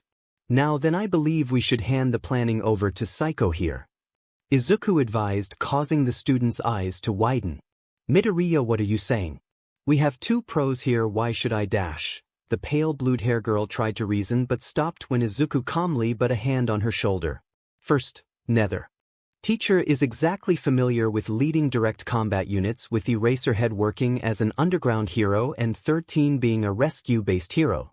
Izuku explained before turning with the rest of the class to see if said pro heroes had any objections to what the student had just said. Much to their surprise, neither pro even blinked at the claim, though it was hard to tell with 13, and the silence was enough to tell the class the two agreed with assessment. Second, because of your nature and how your quirk works, you've probably studied countless battle strategies growing up, which with added with your quirk will no doubt help come up with a strategy that will help lead us to victory. Izuku finished with a war bugle being heard in the background. Psycho took in everything he had to say before looking around to see if anyone objected. No one did. Silently and one by one each showed their support, and Kagura acknowledged that right now the one coming up with the plan should be Psycho. Touched and a fire being lit in her soul, she took a vial of black tea and downed it instantly as a sphere of math formulas surrounded her as she closed her eyes. She remained like this for 10 seconds, where some of the class watched the barrier just to make sure the villains who were growing in number weren't able to breach it. Finally the formulas disappeared and she opened her eyes, a confident smile on her face. What? Izuku asked, a knowing smirk on his face which grew as the girl's smile grew. It's not the best, but it should work. Think I can get a map of the U.J.? She asked, and with a snap of his fingers a 3D map of the USJ appeared before them. Alright, the best I could come up with is an age-old classic, divide and conquer, she revealed, getting some uncertain looks. Look, I know it's not ideal, but if we do it right we should pull it off. Now the best I can figure is that villains are waiting in each of these disaster zones, and the mist villain was probably meant to separate and divide us, and considering how they admitted to stealing information, it stands to figure they'd seen us to where we're at our worst. So I say let's use that to our advantage. We'll divide into 8 teams, 4 teams of 3 and 4 teams of 2. Psycho went on to explain. The teams 3 are Shoji, Sai and Shinso. You 3 need to stay here and guard the villain with Aizawa-sensei and 13-sensei. The 3 named students nodded, along with the 2 teachers, knowing the villains needed to be guarded or at least have Shinso around to put him back under control. Next comes Inesa, Tsu and Mirjane in the flooded zone. With your abilities and agility you should be able to deal with them easily. Here Tsu and Mirjane both gave nods as Inesa pumped his fists. Let's do it. The wind manipulator roared, ready to fight. Next comes Momo, Setsuna and Itsuki in the mountain zone. Momo can handle long range, Itsuki the short range, with Setsuna assisting both of them. Psycho reveled with the 3 giving each other high fives, confident they could win. Finally we have Kirishima, Ashido and myself in the ruin zone.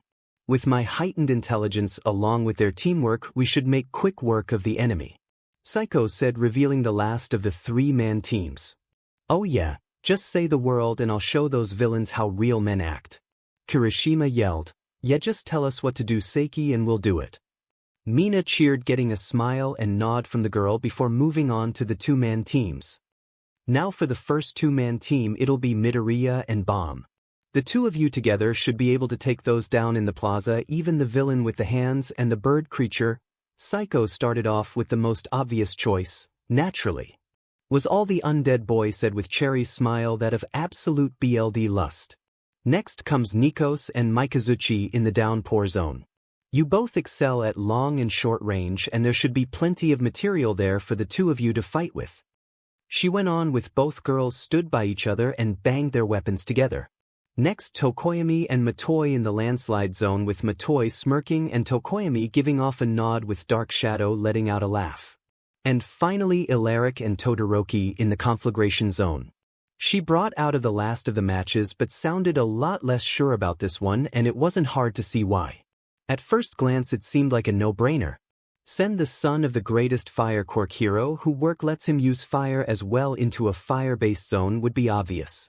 The problem is that up onto this point the boy hadn't even attempted to use his fire, almost like he's refusing to use it. Shoto meanwhile scowled even more than usual. Of course he wasn't going to use his BSTRD father's fire, and naturally he could handle a fire zone with his mother's gift, so why were his classmates acting like he couldn't? He was about to tell them that he could handle himself when he felt a hand gripping his shoulder, and when he looked he saw Ed grinning at him. "Don't you worry guys, we got this right," he asked his partner, who after a moment gave a slow nod of agreement. With that the teams and locations were picked, so Aizawa seeped forward. "First of good work," he told Psycho. "The teams and locations were logical, even if I do have doubts about some of them." Here he took a quick glance at Todoroki, who bristled but held his tongue. "Still, I wish you didn't have to go through this so soon into high school career. I know I keep reminding you of how you have to keep up, but this is the real thing, so I can't stress enough how important what I'm about to say next is," Aizawa said, and everyone had there was absolute focus on their teacher. "None of you are allowed to die," Aizawa ordered, with each student blinking in surprise and confusion. Even those like Izuku and Mirajane, who could usually read people, were at a lose of what their teacher was trying to say. Something he rectified. "What I mean is do whatever it takes to stay alive. Doesn't matter what it is. Crippling the enemy, mass property damage, I will take full responsibility, so do what you must, even." Here he closed his eyes and took a deep breath, as if mentally preparing himself for what he said next before gathering his nerve and finishing his thought. "Even if it means putting the enemy down. Permanently," he stated, and looked around and took in the faces of his students. Like he suspected, looks of shock and horror covered the faces of most of his class. Even the stoic Kagura and Shoji looked taken back. The only two of didn't look put out were Midoriya and Bomb, and given what he assumes what kind of heroes they're aspiring to be, it made sense.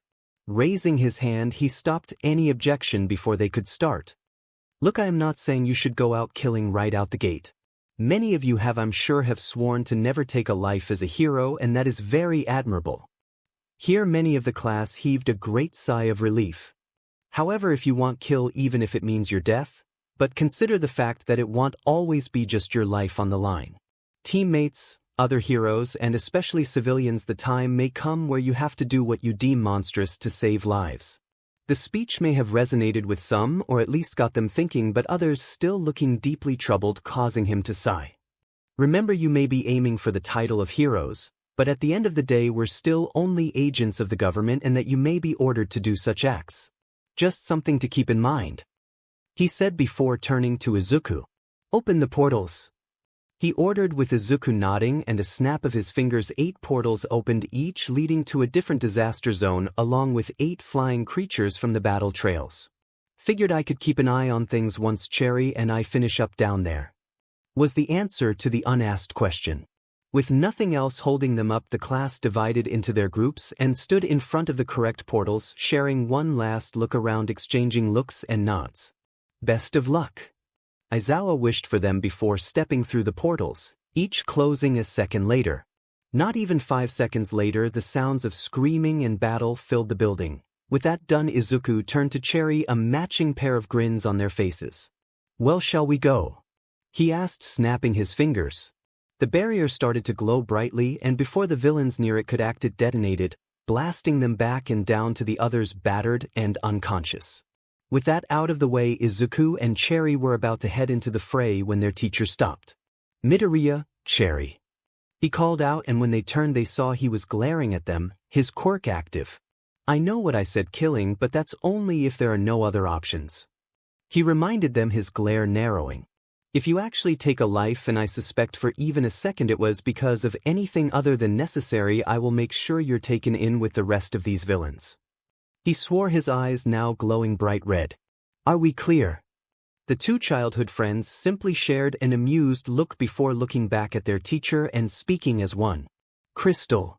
And then Izuku and Cherry joined the battle.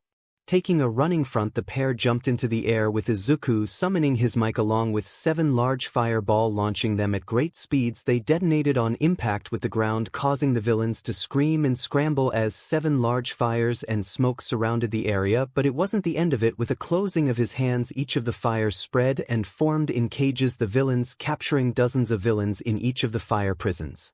Cherry wasn't about to be undone. Laughing madly while spinning in the air, she created countless cherry bombs hurtling towards the remaining villains, who in the panic of the fireball and the smoke didn't see them until the started detonated, causing their already rapidly decreasing numbers to plummet even faster. With one final swipe of his mic, Izuku cleared the smoke in the area, along with slowing their descent until the two were on the ground back to back with what used to be over 100, little less 20. The villains were frozen in absolute terror at the two monsters in front of them. Tamura was no exception, though he also felt rage and jealousy as well, having never been able to cause so much fear like this so quickly. No wonder Sensei is interested in this brat, he's a secret boss. The older man thought while scratching his neck frantically as he glanced at his newest toy. Even Nomu is scared to move. He thought, his temper rising. Nomu were supposed to be unfeeling and unthinking, made to only follow orders and nothing else. For the Nomu to act like this proved it. Still though, Tamura thought, a sister grin on his face. Sensei said I can't kill him, but if a limb or two were to be torn off, well, Recovery Girl could portably save him. He thought before he remembered the promise he made to his sensei the night before, causing him to groan. Izuku and Cherry meanwhile were eyeing the terrified villains like predators would prey, with matching slasher smiles. But before they could start the slaughter, the hurt hand man speak up. "Oi, you secret boss, the one next to the Cyclops." The leader spoke up, getting Izuku to raise an intrigued eyebrow while Cherry was figuring out how to shove one of her bombs up his butt for the Cyclops' comment. "Tell me something, Mr. Secret Boss." Tamura spat out, wanting the fighting to begin as soon as he got his answer. "How goes training with One for All?" Tamura knew he must have said something right, because after hearing this the brat's eyes widened in shock. "One for All?" He gasped, sounding shocked, and for a brief second the villains smiled widely at seeing the almost scared look on the face of the brat who dared take his sensei's interest away from himself. Though it was gone immediately in the next second, however, as Izuku's face instantly fell flat. "Never heard of it," he answered before instantly aiming his mic at the Nomu and unleashing a fireball at the Nomu, causing Tamura to jump away just before the fire consumed it. This seemed to be the signal to start for the lesser villains, but also Cherry, who immediately jumped into the air again, creating 4 bombs before letting them fly, each fitting a villain, as Cherry landed on a villain's head before kicking off it, knocking him out before doing another 4 times. On the last jump she conquered bombs on the knuckles of her 4 fingers before slamming it into the chin of a Minotaur quirk user. "Cuckle Cherry," she thought, the explosion instantly sending the man to the ground. What the hell are we doing here?" One of the remaining 7 villains thought, watching more than half of the surviving taken down in the matter of seconds. "I don't know, man, but I'm getting the hell out of here." Another villain, his hand that of a wolf head, declared before making a run for it, with the other 5 joining him. Bump. Only for the 6th to instantly slam head first into the ground as 6 Izukus suddenly appeared next to them and hit them straight in the head, knocking them out. This left the one who spoke first near the edge, tears in his eyes, not knowing how to get out without getting himself killed. Poke, poke, poke. Slowly, and with tears now flowing freely, he turned around to find a 7th Izuku standing behind him, a pleasant smile on his face. "Hello," was all he said, or needed to say, as the crook finally was able to enter the pleasant world of unconsciousness. "Gotta say that was less entertaining than I first thought it would be," Izuku told Cherry, who nodded in agreement before smirking and pointed over at Shigaraki. "Well, we still have hand job over there," she reminded him as they turned to see the man scratching his face rapidly as he took a deep breath. "Enemu." And in an instant the experiment jumped from the fire covered in burns which to both the heroes in training surprise were healed in the few seconds it took it to go from the fire into the air and then down to the ground. And although they only showed their surprise by a blinking rapidly, Shigaraki saw it and started to gloat. Nomu's got multiple quirks, including hyper-regeneration. Good luck getting through it when it was designed to stand up to All Might's attacks. He taunted as he started to laugh, feeling better as he revealed their secret weapon. Is that so? And there went his good mood as the new thorn in his side asked in that annoying voice of his as he stood there, one hand on his mic, the other raised in the air, glowing a neon green with a single finger raised, a hexahedron rotating on his finger. Well then, let's how it deals with this. With a flick of his finger the hexahedron hurtled towards the genetic weapon as everyone watched it peacefully enter the bioweapon's chest. For 5 seconds nothing happened and Shigaraki was about to mock the hero in training again when a bright light soon started to emit from the Nomu, growing brighter and brighter, forcing everyone to cover their eyes. When they could see again, both Cherry and Shigaraki were surprised to see the Nomu had somehow been split into 6 different pieces, with its 4 limbs along with its neck and head having been separated from its torso and each encased by a large hexagon made of green energy. Oh please! Shigaraki scoffed at seeing this. I just finished telling you, idiot, that Nomu has hyper-regeneration. It'll be back to normal in seconds. He promised as he looked at his toy, waiting for it to do just that. Only for nothing to happen. As the seconds ticked by, Shigaraki was becoming more and more agitated as the itch became harder and harder to ignore. Nomu wasn't moving at all. Aside for an occasional blink, the beast remained still. You know. Izuku spoke up, relishing the way he saw the villain tense. It might not be reacting due to the fact that the beast body doesn't sense anything wrong. That's the thing with my prison. It does nothing but detach the limbs and neck from the torso while doing nothing to harm whoever it hits. Not to mention the second one of the segments is gone, the part it was holding will instantly reattach itself the torso. Izuku explained, with Shigaraki cackled as he rushed toward the nearest limb. Thanks for the info, idiot. I just gotta decay those stupid hexagons and I'll get Nomu back. He shouted, not noticing the amused look on Izuku's face turned sinister as he reached the hexagon imprisoning and touched with all 5 of his fingers. Or at least tired too, as his hand went straight through it. Surprised but unwilling to give up on his gift, he tired repeatedly to slam both hands down onto the prison, growing more and more frustrated with each failed attempt. Not helping was the laugh tack that was coming from seemingly nowhere that grew louder and louder after each failed attempt. Oh my fellow red-eyed fellow, you can't touch energy, everyone knows that. He heard the radio BSRD laugh along with the Cyclops. That was what broke the camel's back for Shigaraki, who turned around to lunge at them. Sensei's orders by damned when he suddenly found one of Cherry's bomb inches from his face glowing. Acting on instinct, Tamura instantly raised his hands to guard his face. Boom, The sound of the explosion was quickly drowned out by the villain's scream as he, like the Nomu, was completely engulfed in fire. However, unlike the Nomu, he had no resistance or regeneration to fight against it, forcing him to take on the full effect of the attack. Izuku was about to swing his mic so he could put the fire out as well as knock Shigaraki out when he started spewing black sludge from his eyes, nose and mouth, extinguishing the fire before covering the villain and causing him to vanish. Seeing this, Izuku let out a sigh. Well, looks like this show's over. He muttered, a little disappointed, as moved all the remaining uncurious villains into the fire cages along with the Nomu Jigsaw. The villains already trapped inside, too terrified to even blink, let out alone try to escape. Yeah, still it wasn't a bad first time. Cherry told him, scratching her arms over her head.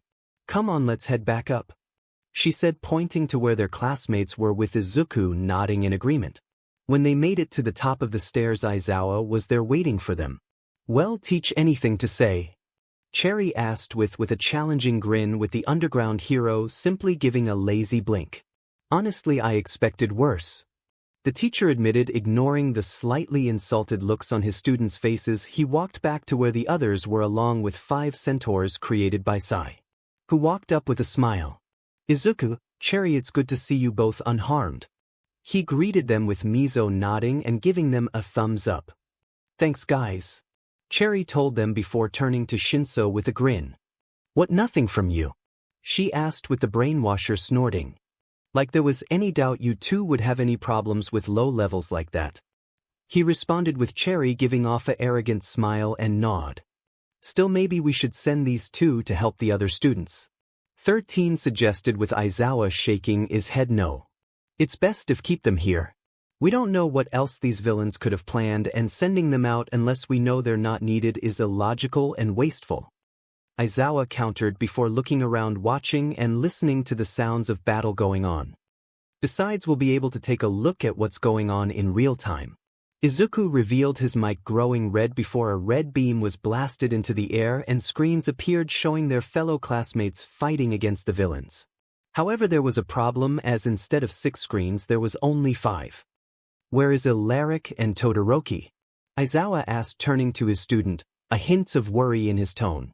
It only grew worse as he felt anger when his undead student didn't look the least bit worried like the rest of his classmates, yes, even Bomb, and looked like he was intrigued then worried. Honestly, it was probably just destroyed. Both our fellow classmates are capable of widespread and long-range attacks. Add in the fire and other villain attacks, it was probably just destroyed in the battle. The explanation seemed to calm the underground hero down and dismiss his anger at his student's logical explanation. Relenting, he addressed his student with a sigh. Fine, but in the future work on adding on a feature that alerts you when one of them are destroyed or something like that. You need to know when something like this happens. The teacher instructed. Will do. Izuku saluted before turning to the screens with a small smirk. Now then, let's see what kind of show our classmates can put on. Line break. When the villains first heard of the job, they were highly doubtful, more so when they heard not only would they be faced with the best students in the country but also All Might himself. But when they who was hiring and what they had planned, those worries were put to bed as they were confident they could beat the best UA had to offer. Get away from her. She's a monster, a monster. I want to go home. Help me, mommy. Those fears, however, had returned 100-fold now, as the villains of the Shipwrecked zone were now doing their best to get away from the monster. What's wrong? I thought you were here to kill and have your way with us, right? A demonic voice barked, causing them to flinch in fear before looking at who had spoken. This was Mirajane's Satan Soul, the most basic form of her takeover quirk. The villains also flinch because that is indeed what they had promptly laughed about when Shitsuyu and Inasa had stepped through the portal and onto the boat. The villains went on laughing about how once they killed the boy they would have fun with the girls before killing them too. Those laughs soon turned to screams as Inasa shot into the air, enraged by the threats against his new friends, and created 3 twisters in the middle of the zone, pulling in all the villains that got too close to them. Tsu also took to the air using her jumping power, tongue, and the lily pad to not only avoid the villains' attacks but also grab them and slam them into the 8 pads with her tongue before finishing them off with kicks from her power legs, leading to the villains growing more frustrated and make more mistakes. However, it was Mirajane that was the real horror, transforming into her current state. From there she went on a rampage, diving into the water, beating everyone she came across, leaving them uncurious and floating on top of the water like a school of dead fish. Alright, enough of this. The lead villain of the group snarled, having enough of these brats treating them like nothing. They'll show you just what happens when you F with adults. He snarled as a giant hand made of water rose before launching itself at the white-haired girl. Mirajane quickly flew out of the way before flying back and trying to ram into the villain, only for another hand made of water to appear, swatting her out of the way. Take that, you beach. He taunted as Mira quickly corrected herself. All right then, she muttered as she flew up high until she was directly above the villain and just out of reach before placing one hand over the other. Let's see how you deal with this. Evil explosion. At the declaration, a dark sphere appeared in her hands before, in a burst, blasted down onto the villain before an explosion erupted, covering the villain from view. When he was seen again, he was facing face down in the water, a few air bubbles around him, the only indication he's alive. At the sight of their leader and strongest fighter beaten, the other villains began to shake violently. It only grew worse when she turned to them and spoke words that chilled them to the bone. Well, who's next? Line break. DMN. Cherry whispered, having seen Mira kick all kinds of butt. Didn't think little Miss Sunshine was capable of something like that, she said before turning and looking at her dead friend. Wonder what would happen if she and you went head to head, she asked, and although he didn't answer, a bloodthirsty smirk did appear on his face. From behind him the teachers heard them talk, and while 13 chuckled nervously at the thought of the two fighting, Aizawa groaned and made a mental reminder to do whatever he had to make sure they didn't go against each other. Until the sports festival Diamante. He groaned again in his head. Can't the universe just give him a break? Line break. In the downpour zone, the villains were currently hiding under the buildings with sweat dripping down their faces as some of them peeked nervously around the corners of the buildings to try and find their targets. Bang bang bang, only to instantly hit the ground as they were hit in the head. Luckily they were just knocked unconscious, but they joined the already 20 that were knocked out by the unseen sniper. Diamante. What the hell are we supposed to do? One of them demanded as he looked at his fellow villains. How the hell should we know? It's either get shot unconscious or end up like them, he shouted, pointing to a few separate groups of villains forced to head force into the ground, with the rain seeming falling much heavier than in the rest of the area. Look! Another snapped, gaining the rest of the villains' attention. We just gotta separate, and catching them off guard. Once we knock out whoever's manipulating the gravity, we can get our guys back and then take out the BSTRD sniper. He planned, getting roars of agreement from the others. A sound plan. A woman spoke, her tone cold and strong as the villains felt the gravity grow heavier and heavier. Might have even worked too. The voice conchuend, and the villains were doing everything possible to stay standing against the gravity. If only you had acted on it sooner. Kagura fished, coming into view just as the villains slammed into the ground, completely unable to move. Kagura, seeing that the villains were now all indisposed, looked up into a window of one of the buildings and gave a small nod before moving on. Inside the building and through the scope of her gun, Pira smiled before getting up and moving to the next window and the next target. Line break. Now that's what I call putting the pressure on. Izuku laughed while Cherry groaned. That was one thing she hated about Izuku, his goddamn horrible dad jokes. I swear he's the only person on the planet who finds that SHT funny. She swore to herself. He putting the pressure on. Both of them, one in horror and the other in excitement, turned to the source of the laughter to see 13 quietly giggling to herself. No, this can't be happening. Cherry mentally screamed in her head while Izuku beamed with excitement. Finally someone who understood good comedy. Line break. I've got you now.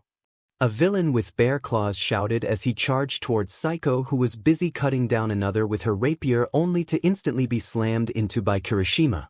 Attacking someone who's already fighting someone else isn't manly at all. The reed head roared before picking him up and throwing him into a group of charging villains. So how many more of them are there? Kirishima asked, huffing slightly from the fighting. Not sure, but this can't go forever. Psycho replied, breathing slightly heavier than her teammate. A loud scream interrupted them, and a second later someone came flying out of a window and hit the ground with a groan. What the dash? A chameleon? Ijiro asked as lightly kicked the villain, causing him to groan more. Hey! The two turned to see Mina sticking her head out of the window with a grin. You guys okay? That creep didn't fall on you, did he? He was trying to sneak up on me but stepped on some of the acid I created. Bizuyu was screaming before he even turned visible. She laughed before noticing something. Heads up. She warned, pointing out to the distance where the rest of the remaining villains were grouping together to fight together. Well, are you two ready to finish this? Psycho asked, readying herself as she raised her rapier and got into fighting position. Yeah, just tell us what to do. Kirishima said as he activated his quirk while Mina conjured some acid ready to support her team from a distance. Well then, Psycho declared. Let's show these fools why attacking UA was a mistake. Line break. Well, things seem to be going well. Aizawa muttered as he watched his students with a hint of pride. Yeah, all we gotta do is hold until dash. 13 was interrupted by a loud boom as the ground shook violently as the lights flickered on and off. What's going on? Shinso yelled as Sai and Shoji made sure Kurogirly was still under control. I don't know, but we dash. Aizawa trailed off with the shaking stopping and the lights coming back on. Eraser, what was that? 13 asked, checking out the screens and seeing how some of their students were shaken by the attack but were soon back at it. Not sure, hopefully it was the principal doing what he does best. Aizawa muttered, going back to watching the students. We can only hope. 13 muttered as she and the students did the same. Line break. The sounds of thunder rumbled away in the landfall zone as the villains ran as one. Though it wasn't towards the fight. Move faster. Out away. The monsters catching up. The villains were currently in full retreat as a giant dark shadow was chasing and crashing into whatever villains it could grab. That's right, cowards. Flee. Flee. It cackled in mad glee, scaring the villains out of their minds. As they were running, however, a figure came rushing into the sides before jumping straight into the villain's path, revealing itself to be Ryuko. All right, you punks, let's see what you got. She shouted as two bright red blades appeared out of her arms before she zipped through the crowd, stopping just after leaving the crowd. And 3, 2, she counted down on her fingers with multiple thuds being heard afterwards. Most impressive. Tokoyami parsed as he looked over the girl's handiwork, which was the group of villains now laying on the ground with multiple cuts and gashes. It was okay, but I can definitely do better. Dark Shadow boosted, with Ryuko smirking and Fumikage blushing in embarrassment. Well, looks like you're going to get your chance to prove it. Ryuko challenged as she pointed her thumb over her shoulder where another group of villains were charging towards them. You're on. Dark Shadow growled as he, Fumikage and Ryuko charged forward, ready to fight once more. Line break. Hiya! Kendo yelled, slamming her two enlarged fist into a group of villains, sending them flying off. Good job, Kendo. Now 2 more on your left. The voice of Setsuna rang from an earpiece Momo had created. On it. She yelled, quickly turning around, grabbing them and slamming them into each other. All right, Beach, that's enough. A villain with 3 feet long nails snarled as she and 7 other villains surrounded her. Now, but your meat hands behind your head and dash, bang bang bang. Instantly all 7 villains were on their back, foaming at the mouth with tranquilizer darts in their necks. Nice, Momo. Setsuna's voice praised, causing Momo to smile as she hid behind a rock with a sniper rifle in her hands. Thank you, but we need to dash. A scream from Itsuki cut her off as the black-haired girl looked and to her horror saw the motorcycle lover being held by the neck by a villain with a skull mask with lighting coming out his other hand. Now that I got your attention, he called out. My demands are simple. Come out, drop the gun and take punishment like a good little Hugh. He was interrupted when he was clubbed on the back of the head, causing him to let go off Itsuki and fall to the ground, revealing the culprit to be Setsuna's floating hand wielding a crowbar. Oh yeah. Setsuna's detached head, which was watching from above, shouted with a grin. That's how we get it done. Line break. Well, looks like Class 1A's first performance is coming to a glorious close. Izuku declared, with the sounds of cheering coming from all around as all the battles were coming closer and closer to ending. 13 nodded in agreement. You all did great and handled the situation well. She praised, getting smiles from the students. Right now we should. Aizawa was about to give out orders when the doors to the entrance flew off before being caught by size drawings. Have no fear, we are here. All Might declared, sounding confused at the end at the sight of some of his students calmly and causally watching their classmates along with 13 and Aizawa on projection screens. My, it seems we're a little late.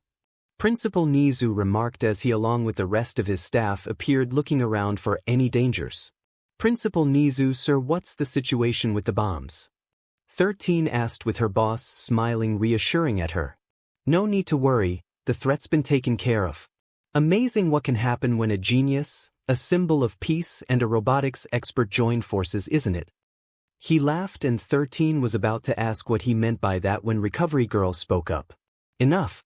Now is there anyone here that is injured? She asked, with Aizawa explaining the situation the best he could. At the end the rat nodded. Not bad, no, I believe we should. His suggestion would go unheard, however, when the sounds of radio static engulfed the entire building.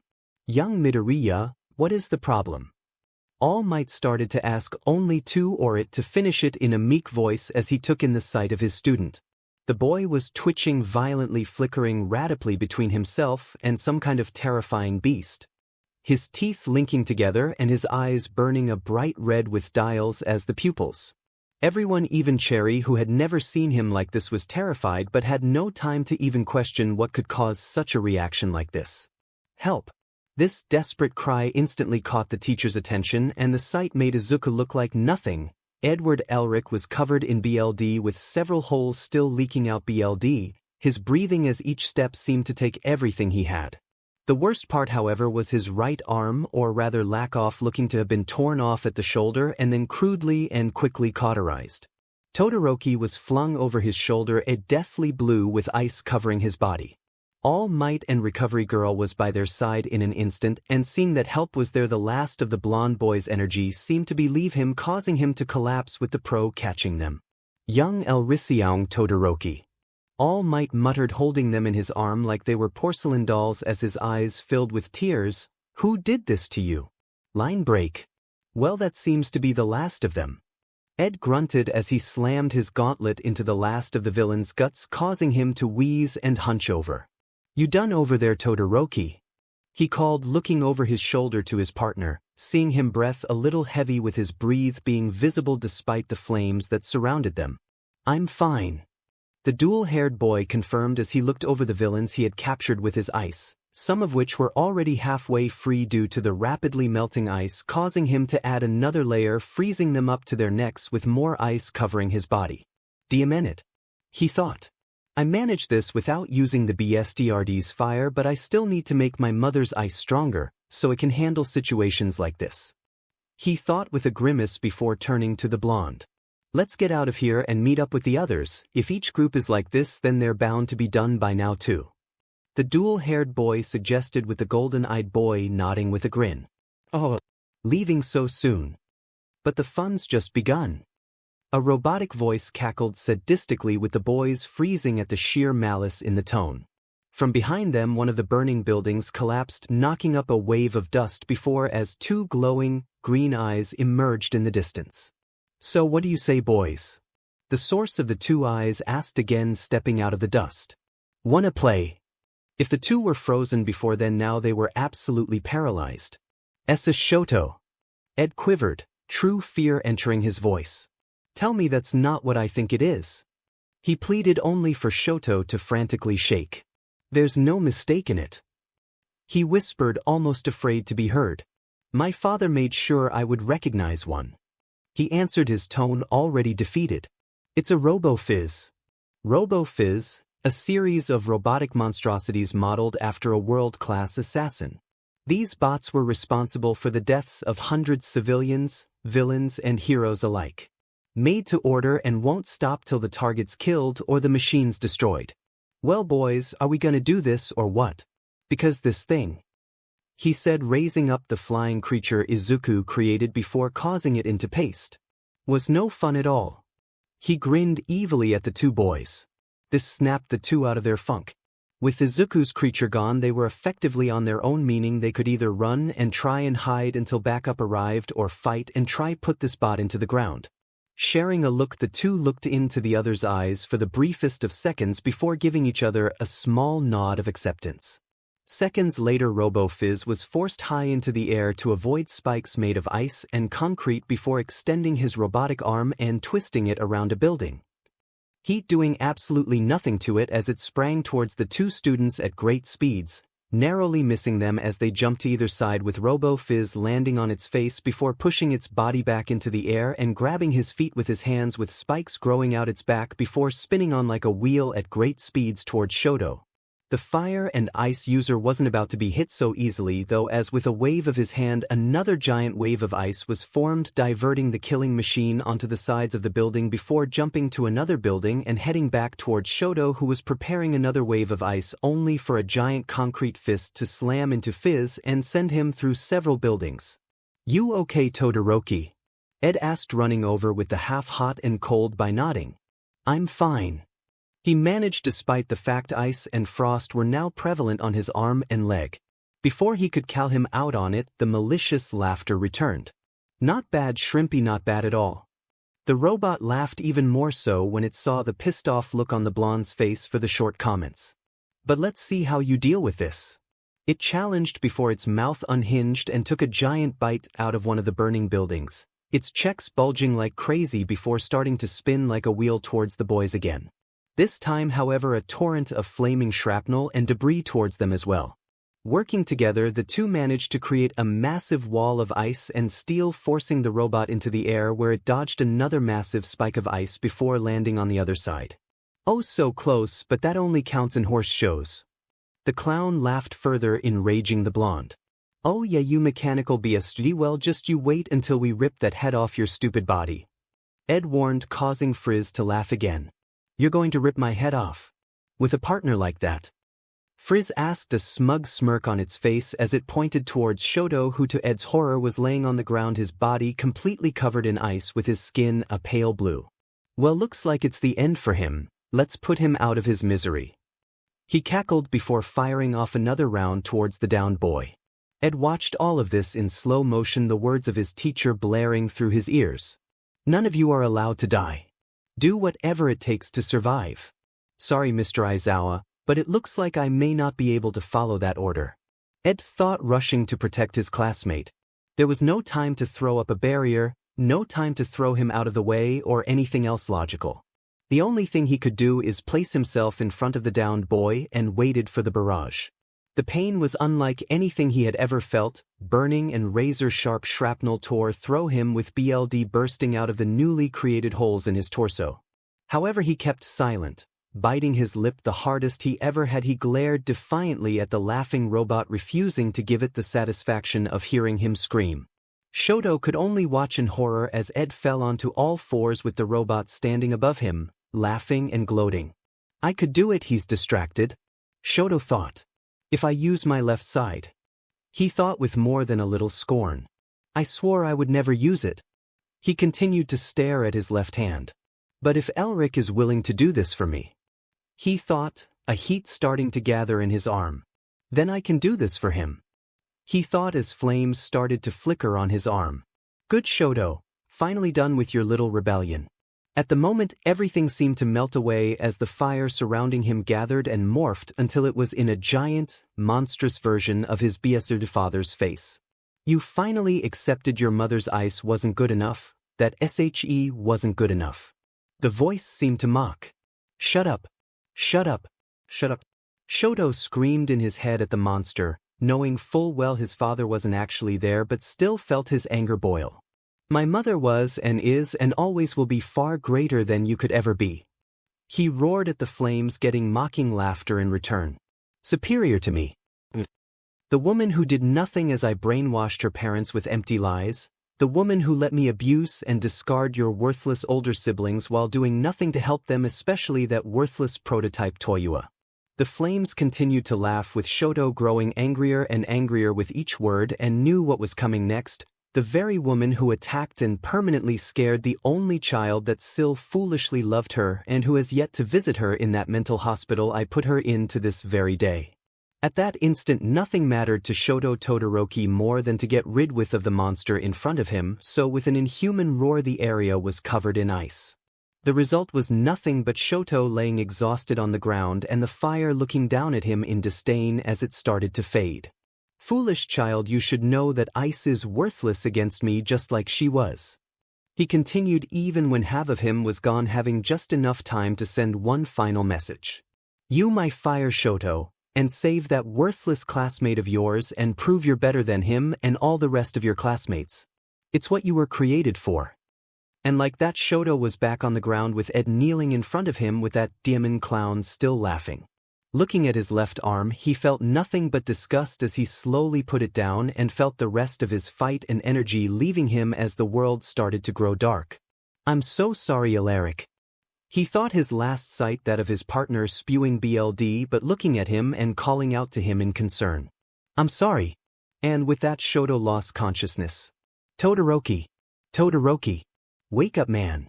The blonde shouted, forcing himself to his feet as he struggled over to boy and started to shake him to get him to wake up. You know, I saw the way he looked at the left hand of his. The robot commented, seeing the blonde shake the dual-haired boy and coming up with a new way to torment him. And if he hates it as much as I think he does. It continued before its eyes narrowed and its teeth shined with malice. Why don't I just rip it off him? Ed was encased at the offer. Don't you dare. He shouted, and's about to try and attack again when suddenly he was grabbed by the murderous bot. Hey, now don't be like that, it's for his good. It conchuened in a fake sweet tone that made Edward want to hurl. That being said, if I'm going to take his left hand. It said as it wrapped its left and around the blonde's right, and Edward's eyes widened in horror as he realized what was about to happen. It's only fair I take your right. In one swift motion, the robot pulled Edward's right arm clean off his body, and this time Ed couldn't contain his scream of pain. There it is. Fizz shouted in triumph before tossing the boy into a wall, talking a stop sigh with him. The boy was barely conscious at this point with the robot standing above him. Now you stay right here and I'll be right back. K shumkums. The robot cackled as he slowly stalled over to the downed Todoroki.